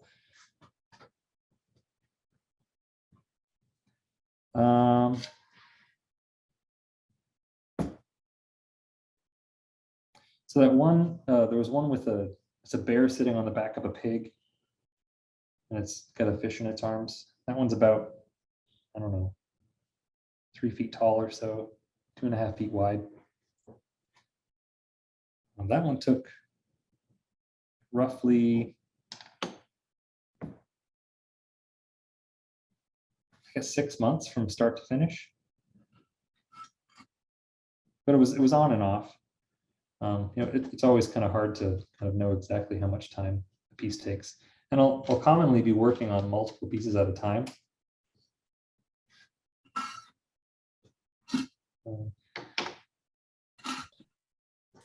I've got another question that's technical, I suppose. You talked about using earthenware, and it looks like maybe you're using either a white earthenware or a white stoneware. Can you talk a little bit about maybe why you choose to use iron-rich clay versus not using iron-rich clay sometimes?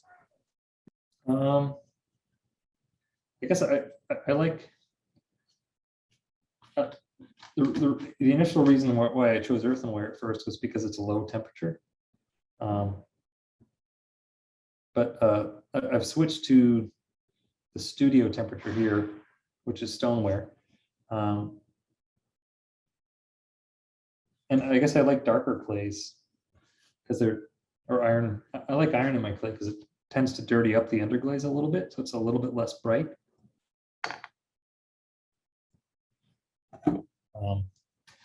I guess I feel like brighter colors tend to feel more plasticky to me, which sometimes I want. So I don't know. I feel like I don't really have a great answer for that. But it's I think it kind of boils down to availability. Where like in grad school, I was making a lot of work, and I could fill a kiln pretty quickly. So I could really choose whatever clay body I wanted. But I feel like when I'm teaching, I make a piece or two a month maybe. And if I can sneak it in a class firing, that's kind of ideal. So I know it's not that's not a very exciting answer.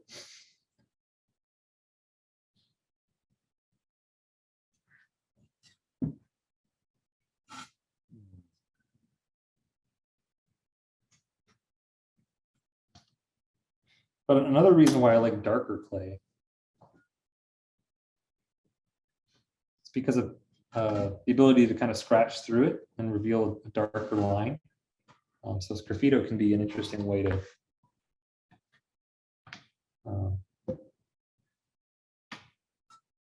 bring another graphic element into my work.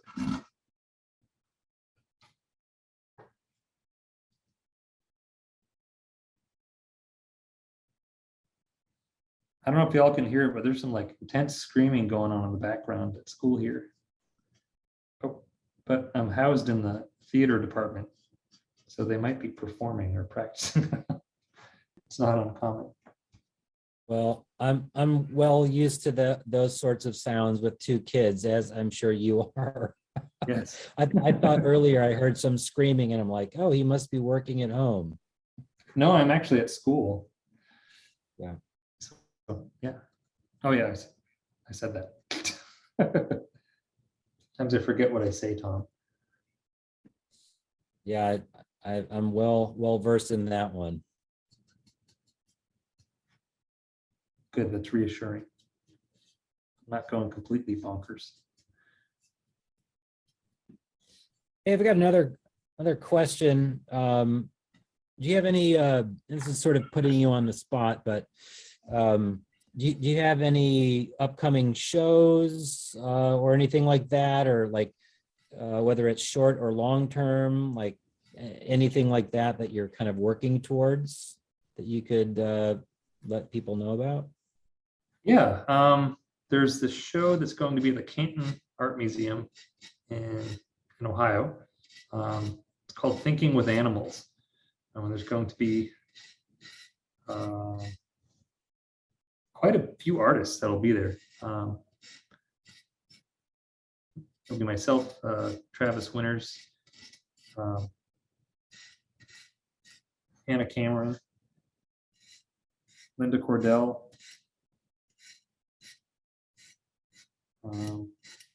trying to remember who else is on the list. I feel bad forgetting, but it's been a while since I've looked at it. I don't want to say a name and then be wrong, but that should be a really good show. And then I've been having some requests for these fish, so I'm trying to work on a bunch of these. So I've got a gallery in Maine, Pemaquid, that's been selling some of these.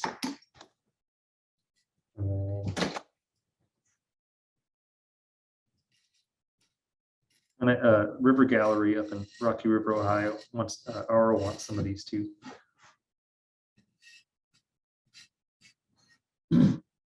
I find myself going through these phases where I kind of allow myself to make, I guess, less involved, at least conceptually, less involved work. So I feel like with these fish, it allows me to play. I don't have to really think about it too much. And I can learn about a lot more technical information, and I can start to refine some surfaces and hopefully refine some kind of the capacity for expressing some sort of humanity within these fish.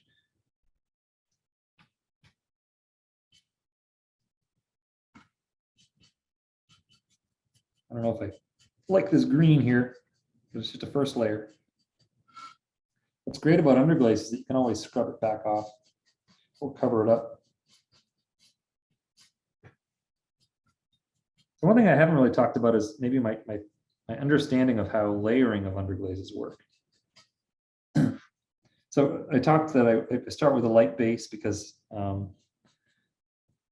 it's kind of easier to manipulate with other colors.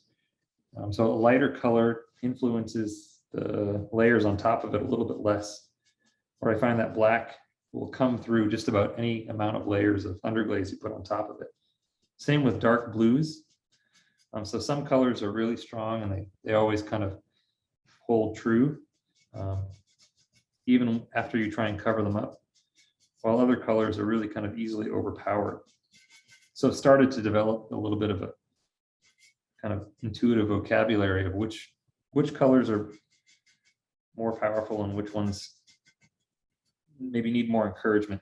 So colors like yellow or light pink, they need a really kind of thick coat to have any presence.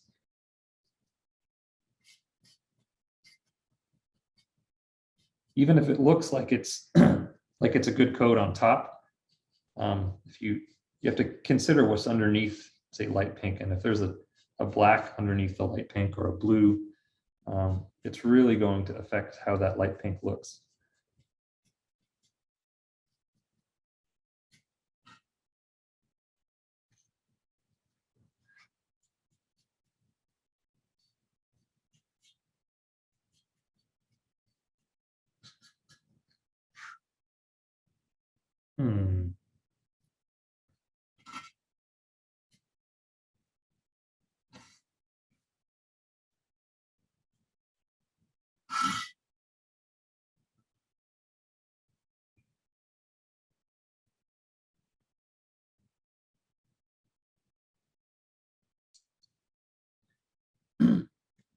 And I just had a piece in a show in West Virginia, oh, sorry, in Virginia, at the Workhouse Clay International. That was a nice show. Kevin Snipes was the juror. Shipping work can be kind of expensive though. The piece I shipped down there was a wall piece and had a lot of kind of appendages. So I had to brace it up in a crate. So any of you ceramic artists out there, if you learn how to do some minor woodworking, it can be really helpful.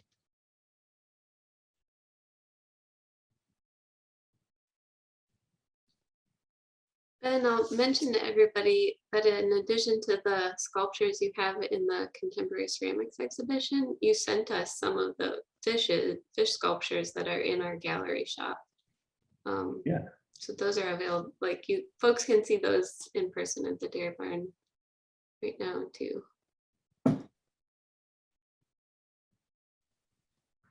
You're in southeastern Ohio, go check it out. Yeah. I still need to go check it out. But with kids, it can be tricky to get away.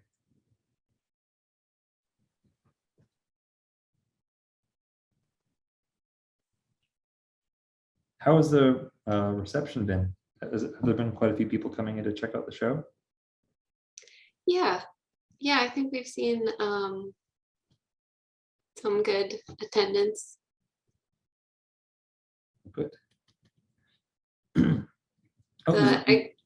Exhibition hours are Wednesday through Saturday, noon to 5.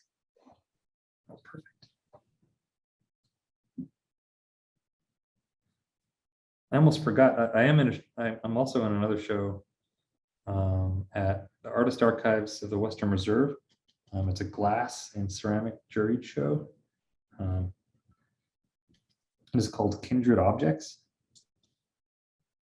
That's a really nice show. It's next to the Sculpture Center in downtown Cleveland.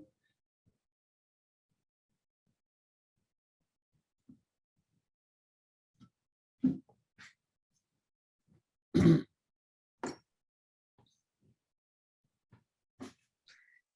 gonna try something out. Sometimes I've had fun going in with a really fine brush, some black underglaze.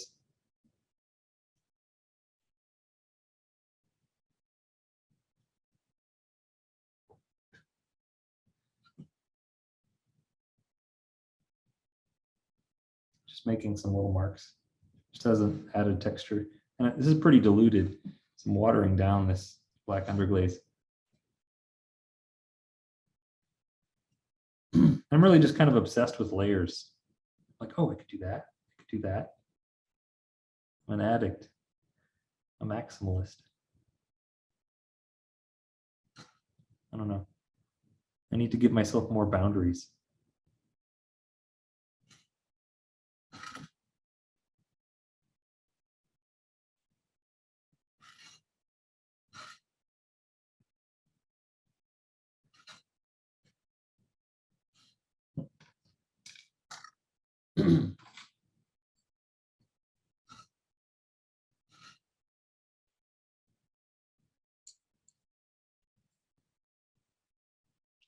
So Ben, when you say you like working with layers, have you done digital work in that sense? No, I haven't. Okay. But I wouldn't be adverse to it. So I think it's very interesting to see the comparison between digital and like physical art in terms of layers. It's way different, but it's really interesting. And you don't have to put your software through a kiln when you're done layering either. Exactly. So one other way that I'm kind of judging these colors is right now they're dry for the most part. But to get a better sense of the kind of value and contrast they'll be when they're fired in the glaze firing is to just give it a spritz with some water. So I just mist it, and that darkens up the clay, and it will start to activate some of the transparencies that might happen.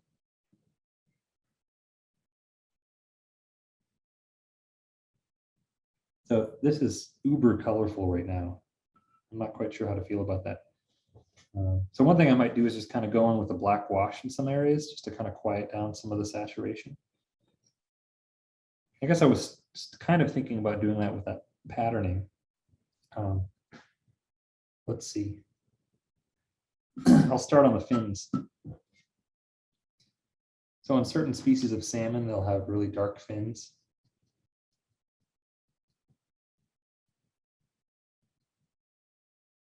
So on top of the color, we'll go in with just a wash of black, maybe a little more underglaze.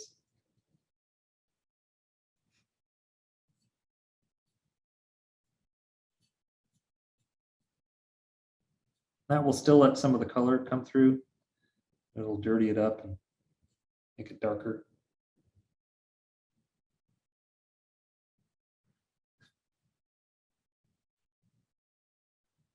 I don't know if you can see any of the green coming through. It looks a little darker in the video.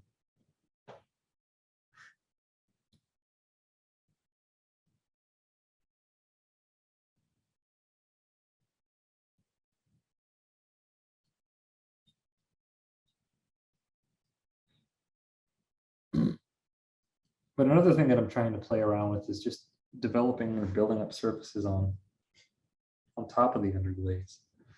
So I mentioned that I've used things like soda ash and borax. So I'm kind of experimenting with how that works. So depending on how much I put on there, I could put just a wash. I've tried things where I'd make a paste of soda ash and just put blobs on pieces. And that really eats through the color in some interesting ways. And I could kind of see how that might oh, it really bleaches out the color, just totally gets rid of it. That might be a fun way to maybe think about patterning. It's a way, you know, to make the fish look a little more affected. I haven't quite figured out a good way to go about it.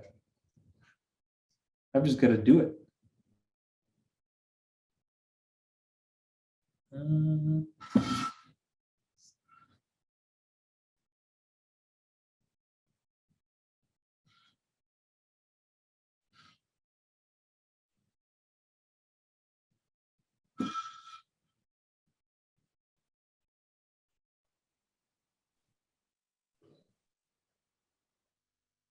So Ben, do you fire this before you glaze it, or do you just put a glaze directly on the underglaze? Question. I put glaze right on top, Okay. right on top of the underglaze.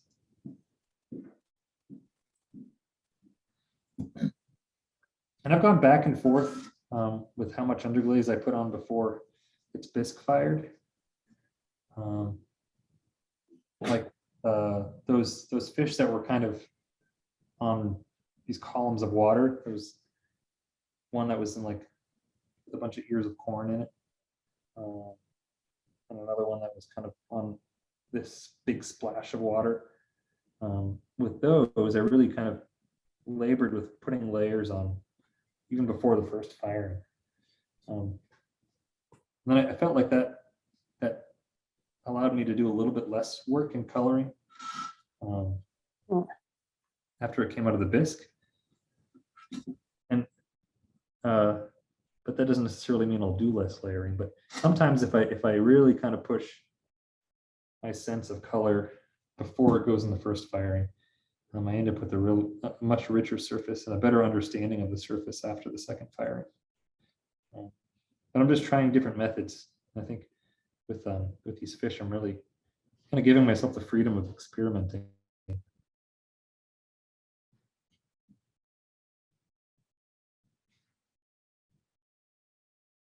My communion. Never thought of using that word about my connection between the fish, but yeah, it's perfect.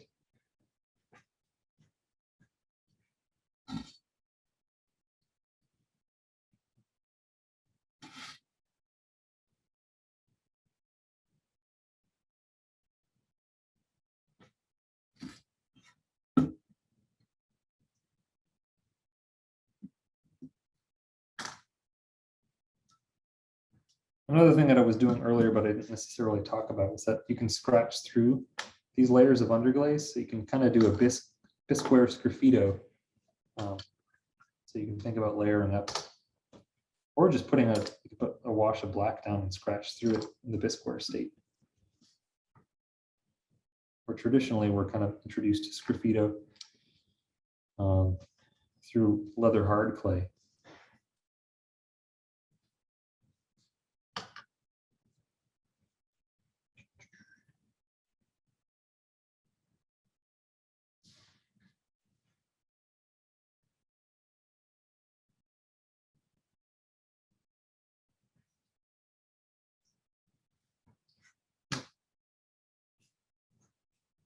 We've got, well, it's almost 7:30 right now.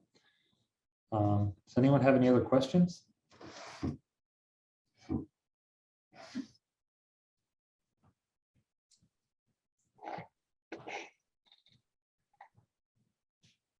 anyone have any exciting plans for the evening?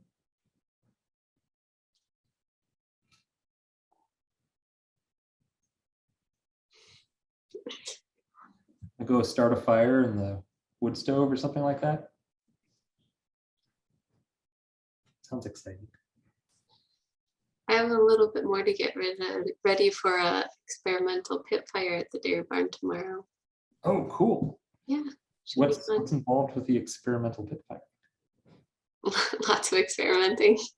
Yeah. We're gonna able to try it above ground using spare bricks that we have on a neighboring concrete pad. Oh, cool. Any saggers involved? Possibly. Mm-hmm.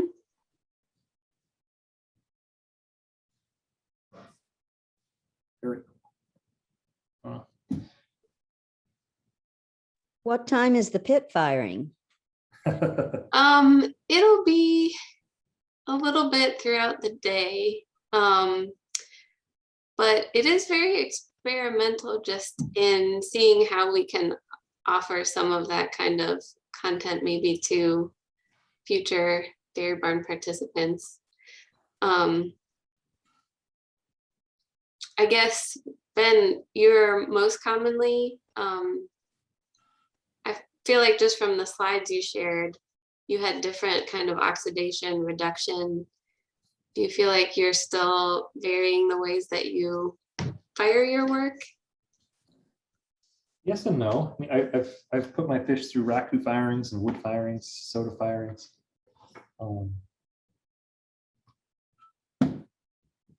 But I find that I'm kind of like a chameleon, and where I kind of fit into this space that I have. And we have electric kilns and a gas kiln here, so I could do a regular reduction firing, or although I just kind of got our raku kiln up and running, so I hope to do some more of that. But I guess I feel like I'm a little bit better able to control the final result with an electric firing. I kind of like that predictability. More so than I am excited about kind of atmospheric surfaces. I feel like there's a lot more, I guess, variability within atmospheric firings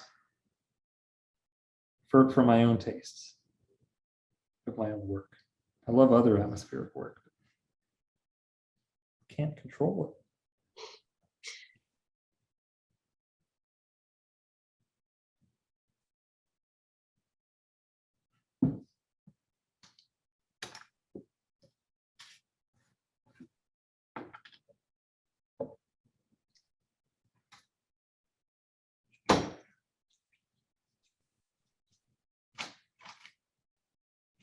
Trying to think if there's anything else left out.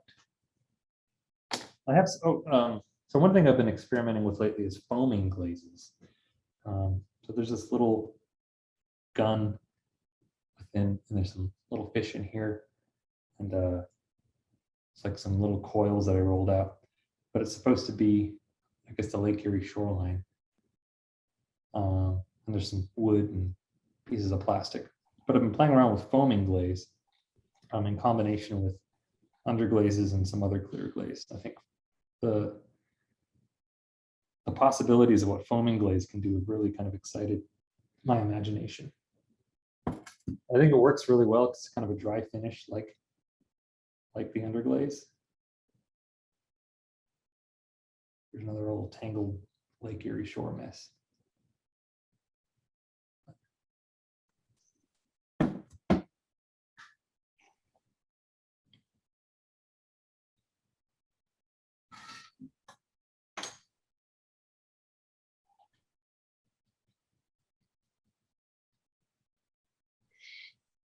Yeah, I appreciate that you let us do a recording of this. Ben, I feel like anytime there's demonstration of techniques, it's always helpful to be able to look back and see details that maybe got missed the first time around. Yeah, there's a lot of stuff I've done that I haven't necessarily described in full depth, but hopefully this video can be a good resource. Yeah, I would certainly say that fish has come to life since we started. Did you see it move? Oh. I wouldn't doubt it if it did.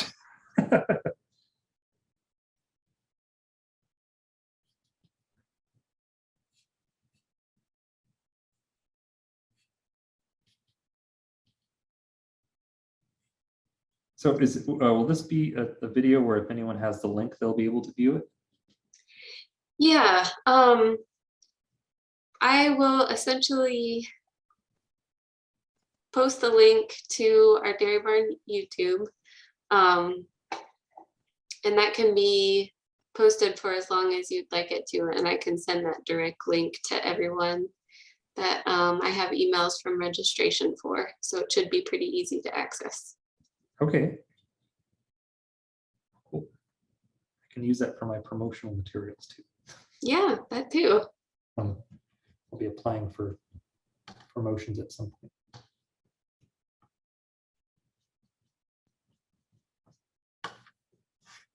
Hmm.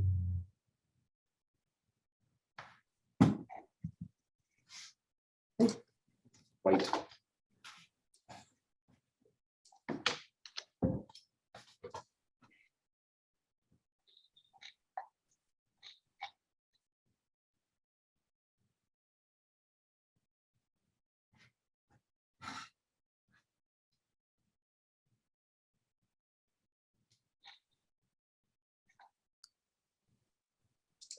Ben, I'm going to sign off here, but thank you so much. It was really great to watch and to learn. I really appreciate the opportunity.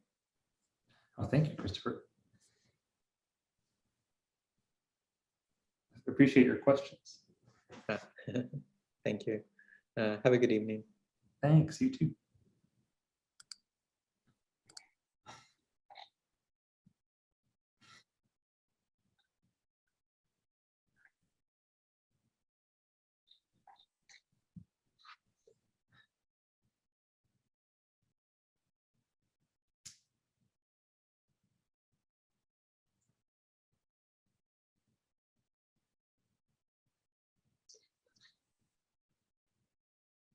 In your estimation, Ben, would you say that like how much of a percentage of work do you think you have done to the final completion of this particular sculpture? At least 85. Oh, really? Okay. Yeah. So there's just some, I guess, some blending and some seams that need to be touched up, which probably take another at least 20 minutes or so, I would imagine. And then I have to get glaze on it. Sure.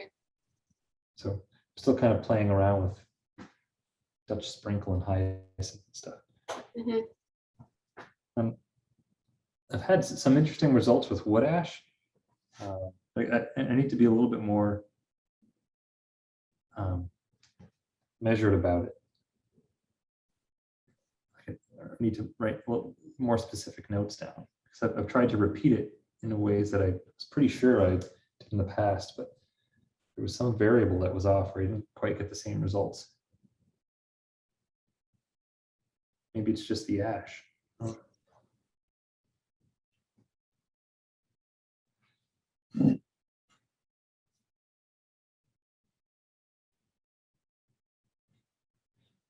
And I've also done this in like the same tile orientation in a cone 10 reduction. And the wood ash down here, I love how it looks like mold. I think that's a really exciting. Oh yeah, that texture. Yeah, I think we can see it. Yeah, it's a little hard, but it's just on top of baby blue underglaze. And it's nice to know that Amico colors will go all the way up to beyond cone 10. Sure. There's a little plug for Amico. Send me your underglazes. Yeah.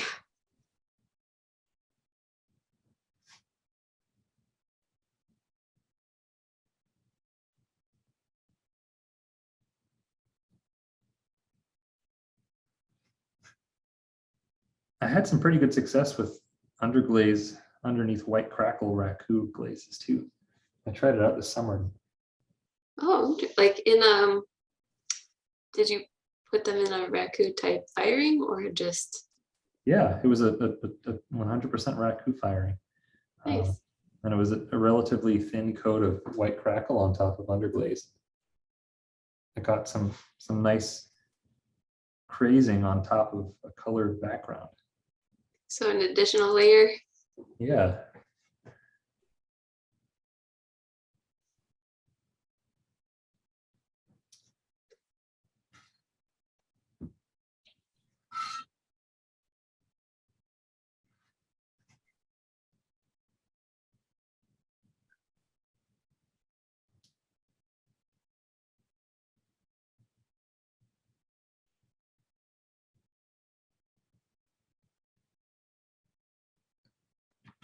a lot of these colors will also kind of blend together within the firing. It's hard to make an exact prediction. Usually the more layers I put on, the less capable I am of making a good prediction. But usually I find that I'm more pleased with the results with more layers. I appreciated your water spritz kind of preview option of like, yeah, that really changes a lot of what the firing would do.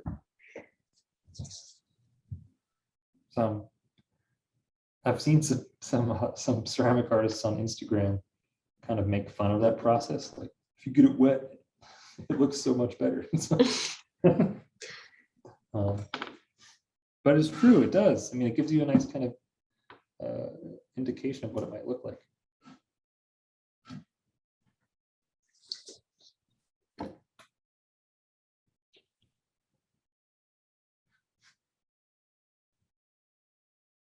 Ooh, getting a little runny.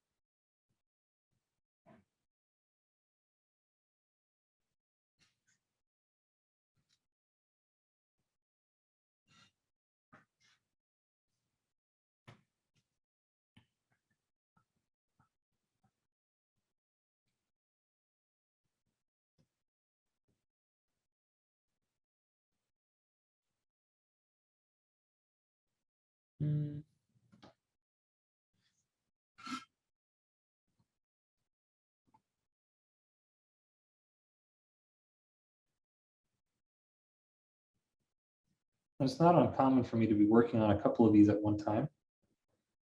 In some ways, I like that better as opposed to working on just one at a time, but that takes longer to kind of get to a final result. But I've really enjoyed working just kind of thoroughly through this one piece in this demo.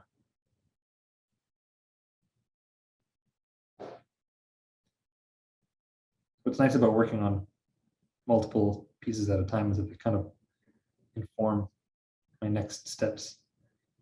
Like I'll make a move on one and be like, oh, I should make that on the other one.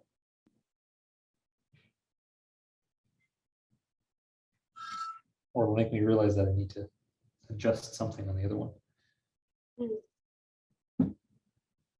Because clearly the second one's better than the first one. How do I make this? How do I make them a little bit more unified? Make the better one worse so that they're the same.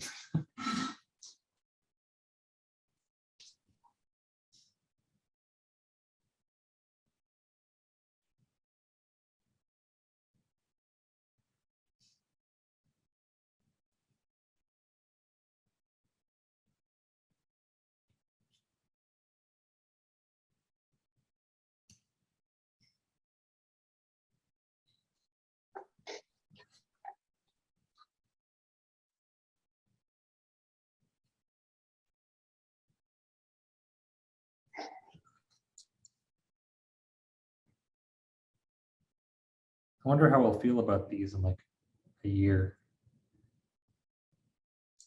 Sometimes I look back at my work and cringe. Ugh, why did I make that? Why did I make that decision?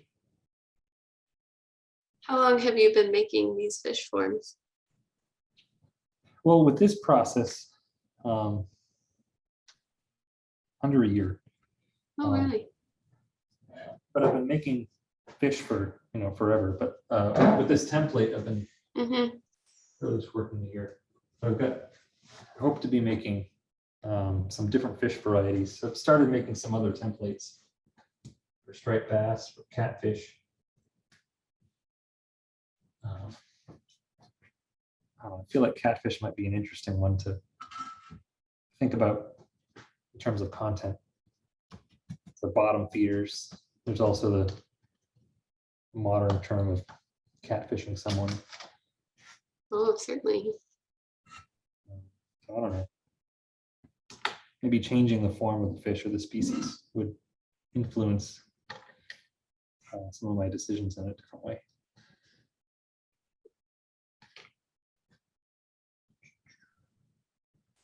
So do you have like one particular work or a body of work that you feel was most rewarding for you to complete? Most rewarding. Mhm.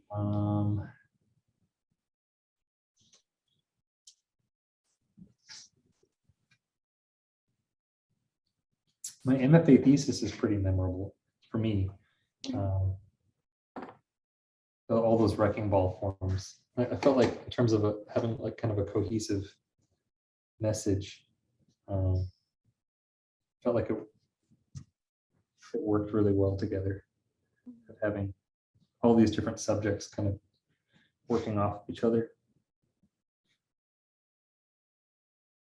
Or sometimes when I have, when I have work in a show, it'll be one piece or 3 or 4 pieces, and that dialogue isn't always there between the work. Mhm. Ultimately, I try and make, I don't know, hopefully I try and make work that can stand on its own too, but strength in numbers. But also the work that I had in my BFA show, it was really kind of a big technical experiment for me. Like I never hung anything from the ceiling. So like I knew I wanted to make wrecking balls, but I didn't know how I wanted to display them. That was like the biggest frustration for me. I think I spent a full year just kind of ruminating, like how am I gonna display these? I can put them on a stand, I can make a pedestal for them, but then those elements are going to inform the read of the piece. Are these relics? Are they from a different time?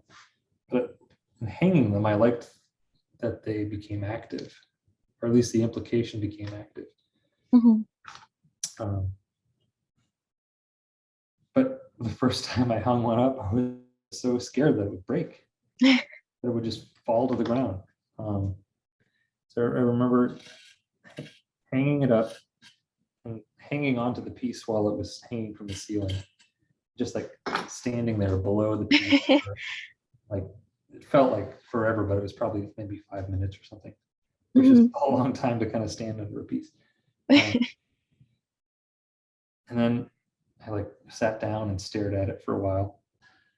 Then I left the room, came back 10 minutes later, it's still hanging. And then I left it up the whole night. And I realized, okay, this can be done.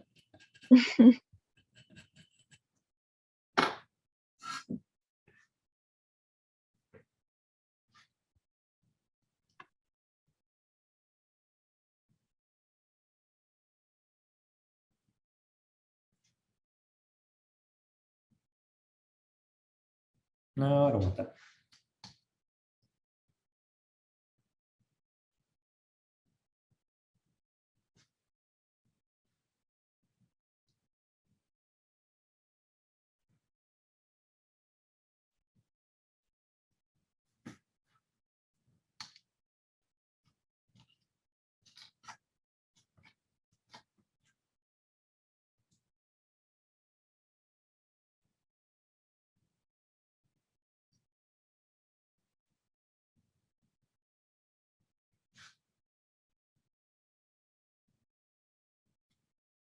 Trying to figure out how to isolate this eye a little bit more. I feel like it's kind of blending in with the background.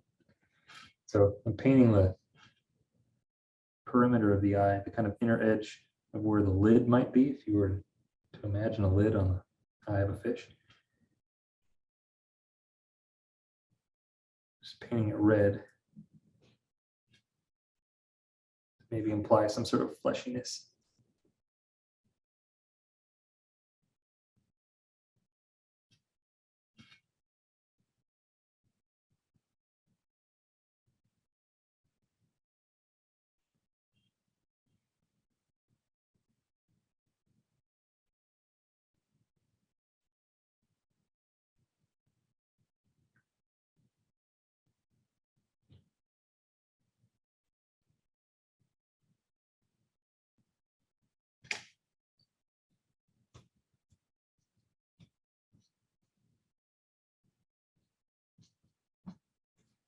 What I'm doing right now is just, put a little line hatching pattern down there. And I want to blend it a little bit.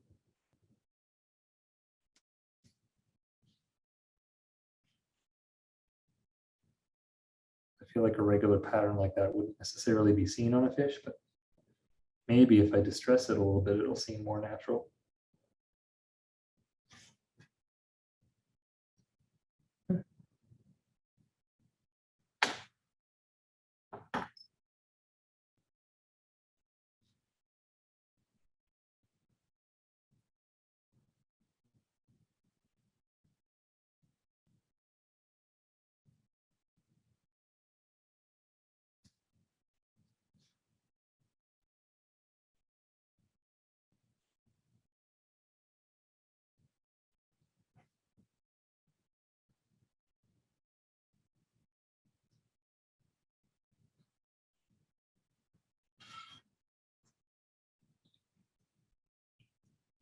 Hmm.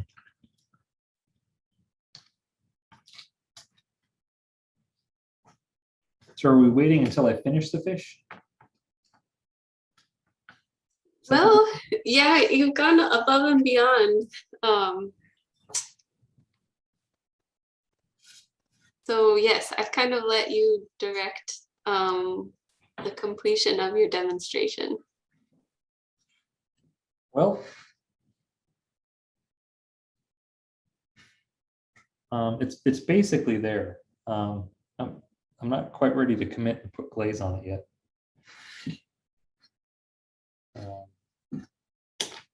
But a lot of I was talking about earlier how I was having some issues with soda ash and borax, and how I liked how I just get this nice kind of glistening quality. So usually I'll put, or to echo that, I'll put a really kind of thin coat of clear glaze on it. And then maybe some other sort of pigmented transparent glaze. So I'm just kind of figuring out how to kind of navigate that. The only areas where I have high gloss are usually the eye and the mouth.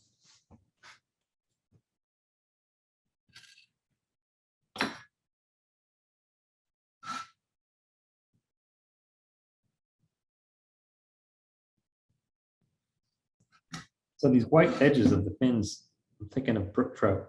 They have these bright red fins and white edges. The black line that separates the red from the white.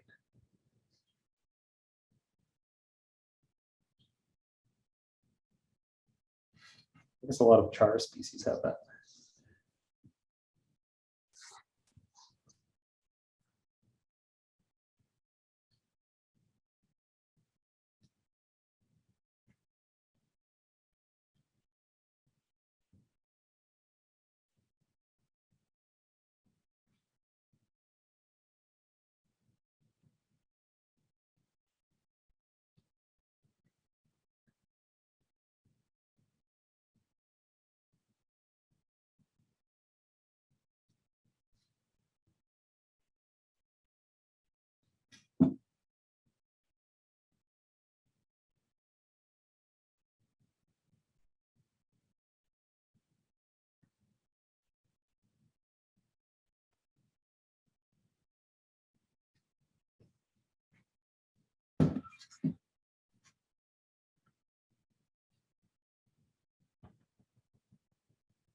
when I'm drawing these fine lines, I think about wheel throwing. How, well, I think about teaching wheel throwing and how so much about learning how to throw is figuring out how to kind of brace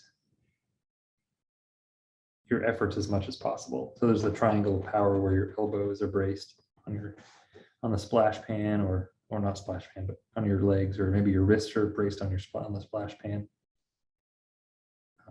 Your hands are tied together. So I'm always thinking of anchor points for my hand when I'm trying to draw these fine lines.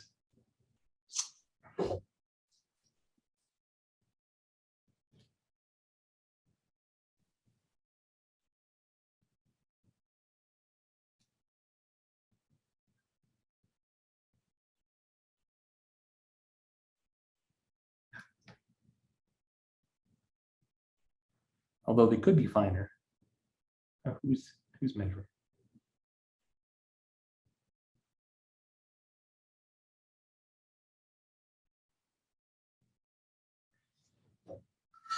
Even though these are relatively try for them to be descriptive, I also want there to be some room for expressive marks, perhaps. Some variability. I think that's why I experiment with things like wood ash. But it also really kind of dirties out the surface in a nice way.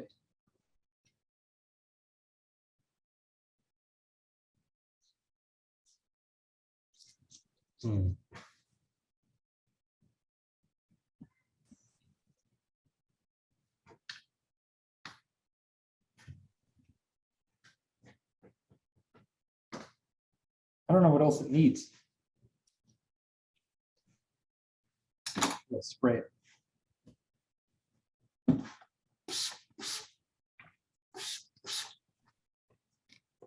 It's pretty neon.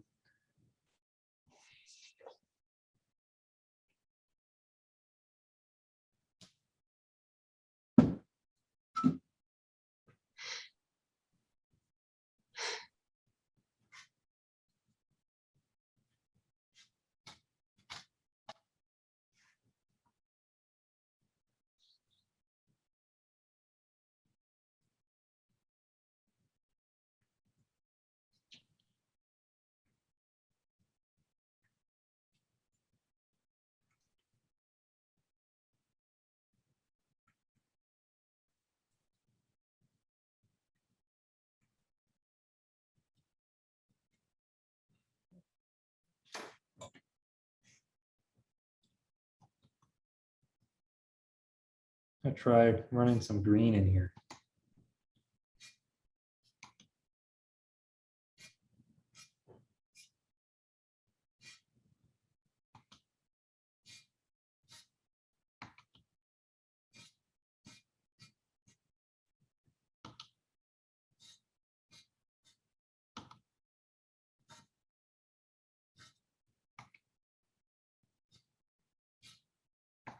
This is something I do from time to time. I think I learned it from my drawing classes in undergrad. Like, one of our exercises was to bring in a stick or a couple sticks. We'd sharpen one, try and fray the end of another one, and do ink drawings with it. So I'm not sure how well that's going to come through. But nice is that I can always push it back. I don't know, I kind of like that.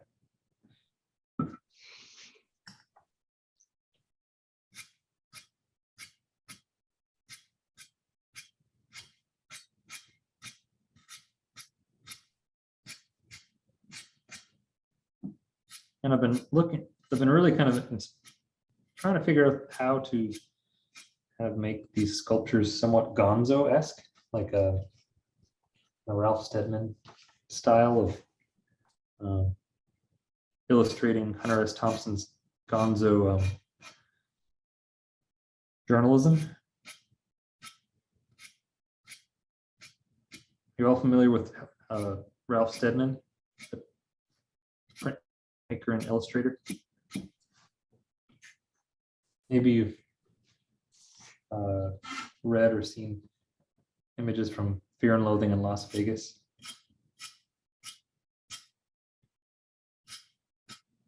Maybe there's this kind of like wild, manic, distressed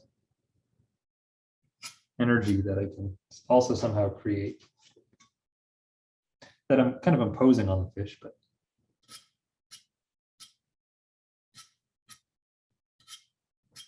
one can imagine.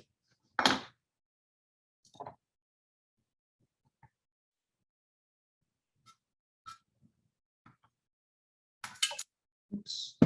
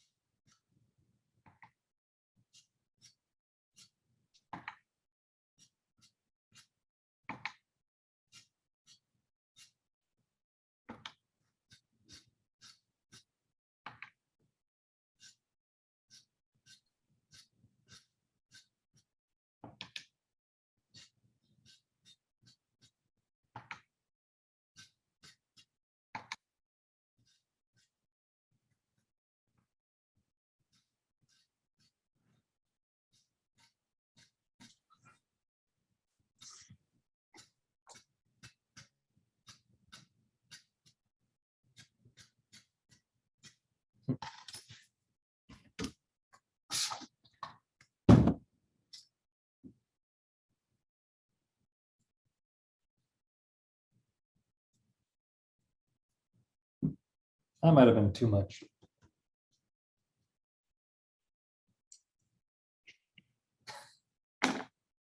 Means I have to keep going.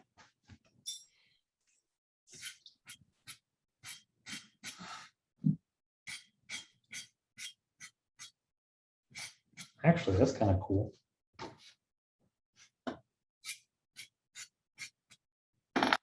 Bisqueware sgraffito action. I don't know if you can see that.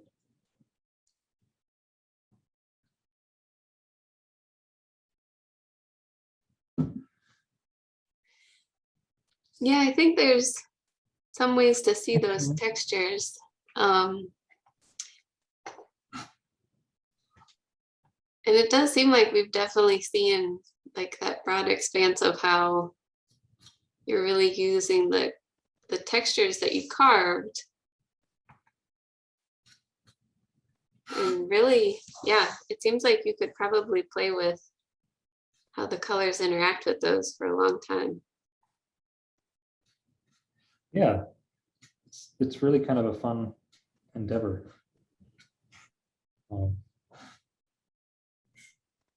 it seems really kind of fluid and freeing to work with a form that I can relatively, that I can repeat it.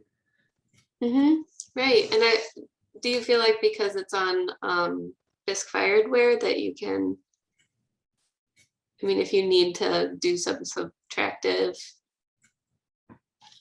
restart, or do you always just keep working forward? I always just kind of keep working forward, I guess. Well, I do some subtractive stuff, like I'm scrubbing away or scratching through. But I like to work on greenware too, and I think you can subtract just as nicely or effectively on greenware. But I get really nervous about these fish because of their fins. And once they're bisque, they're nice and solid. But in the greenware state, I just get really kind of anxious about them.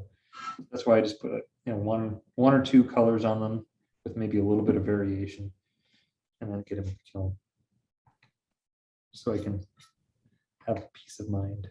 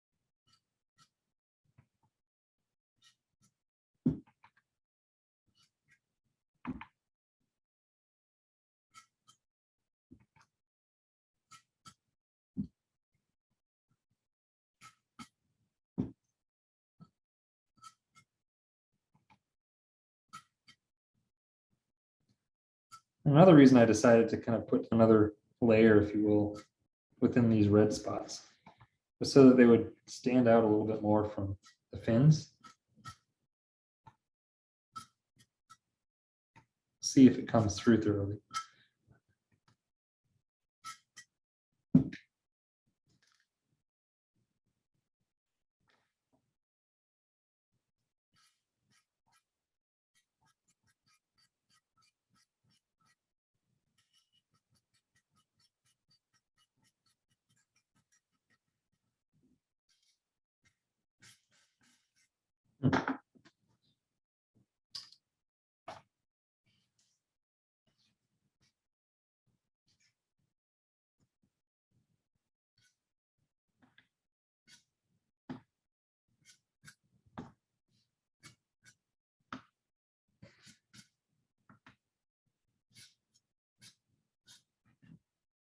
Nope.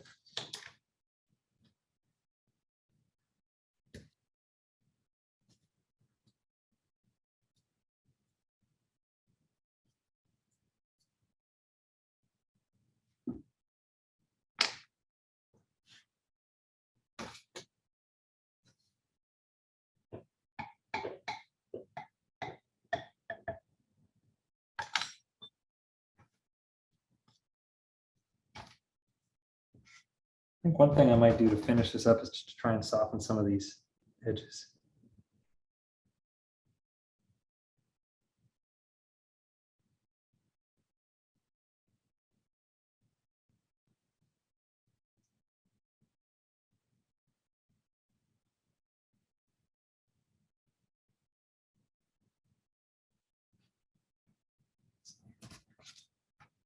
Looks a little messy with the, oops, I'm out of the frame now. Looks a little messy without, with the water on top of it, but I think if I wet it, that softens up a little bit more.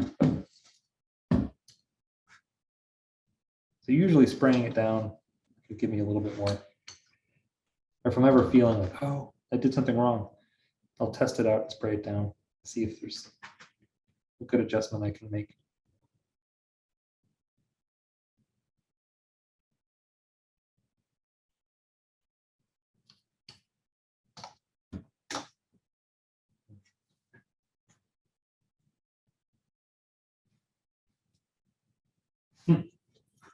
Yeah, it's just about there. Does anyone have any other questions?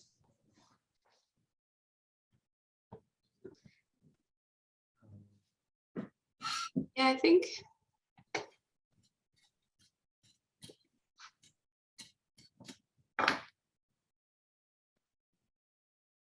Sorry?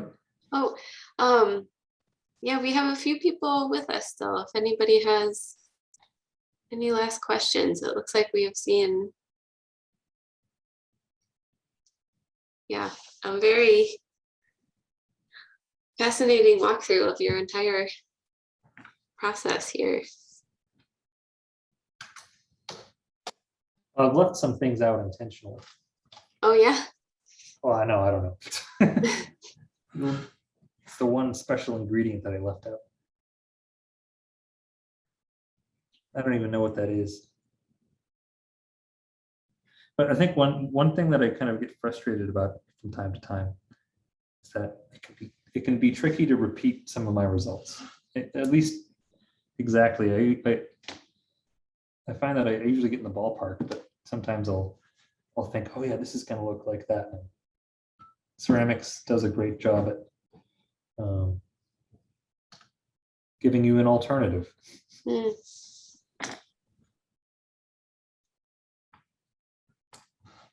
But I think if you get anything out of this, it's just that I really like to kind of play. I try and get as much information. I don't know. I like layers, I guess. And I fuss and I putz. And I make relatively small steps. So I've done this type of thing a number of times before, but never in the same way.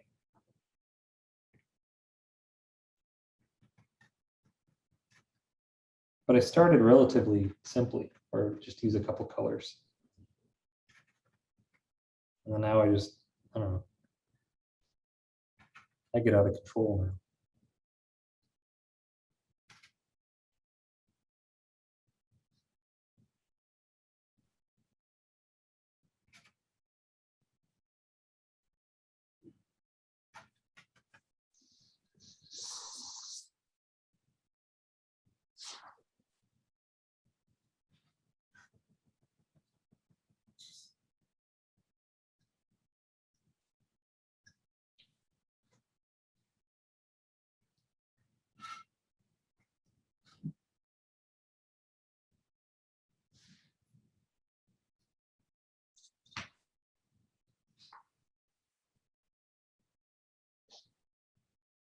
And I like the freedom of underglaze and how you can use it kind of like watercolor.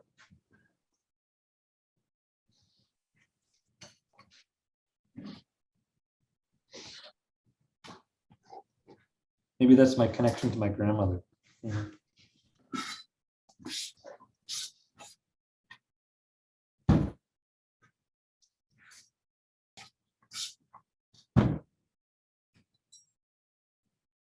Where's the dark green? There it is.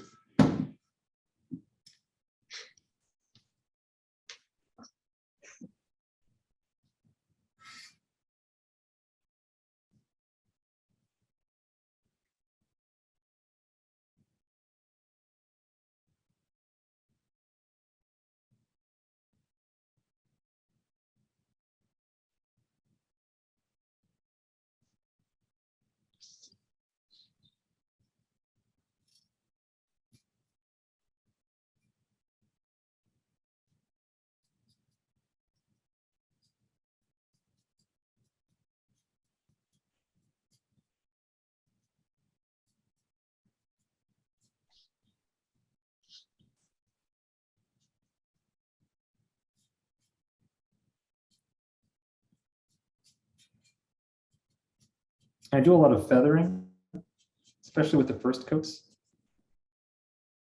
I'll try and make the edges look soft and atmospheric.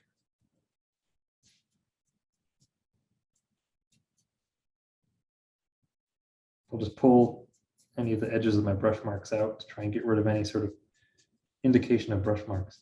It's all blending. But I'm oftentimes thinking about a fade. Can one color fade into the next? Can they butt up against each other?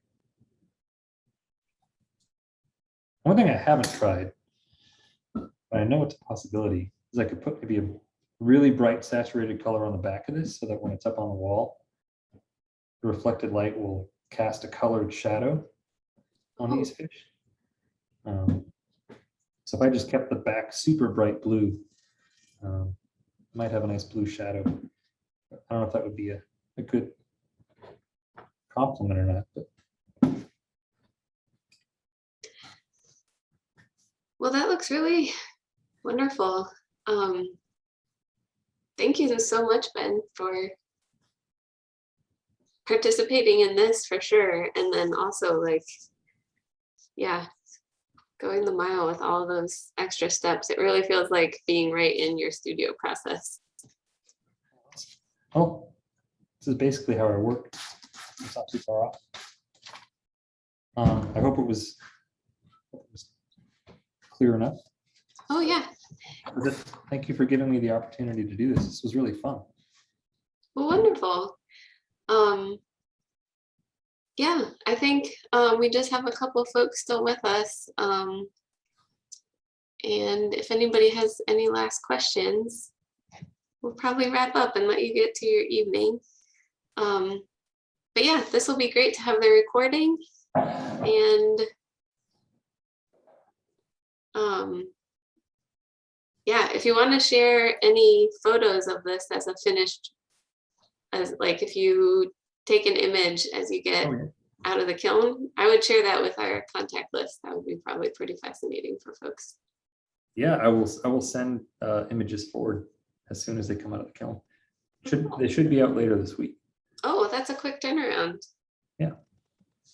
Wonderful. Well, I'm under the deadline. I've got to ship some stuff off for holidays. So, Oh, that too. yeah. Well, I guess I will end our recording and thank you again so much. My pleasure. Thank you.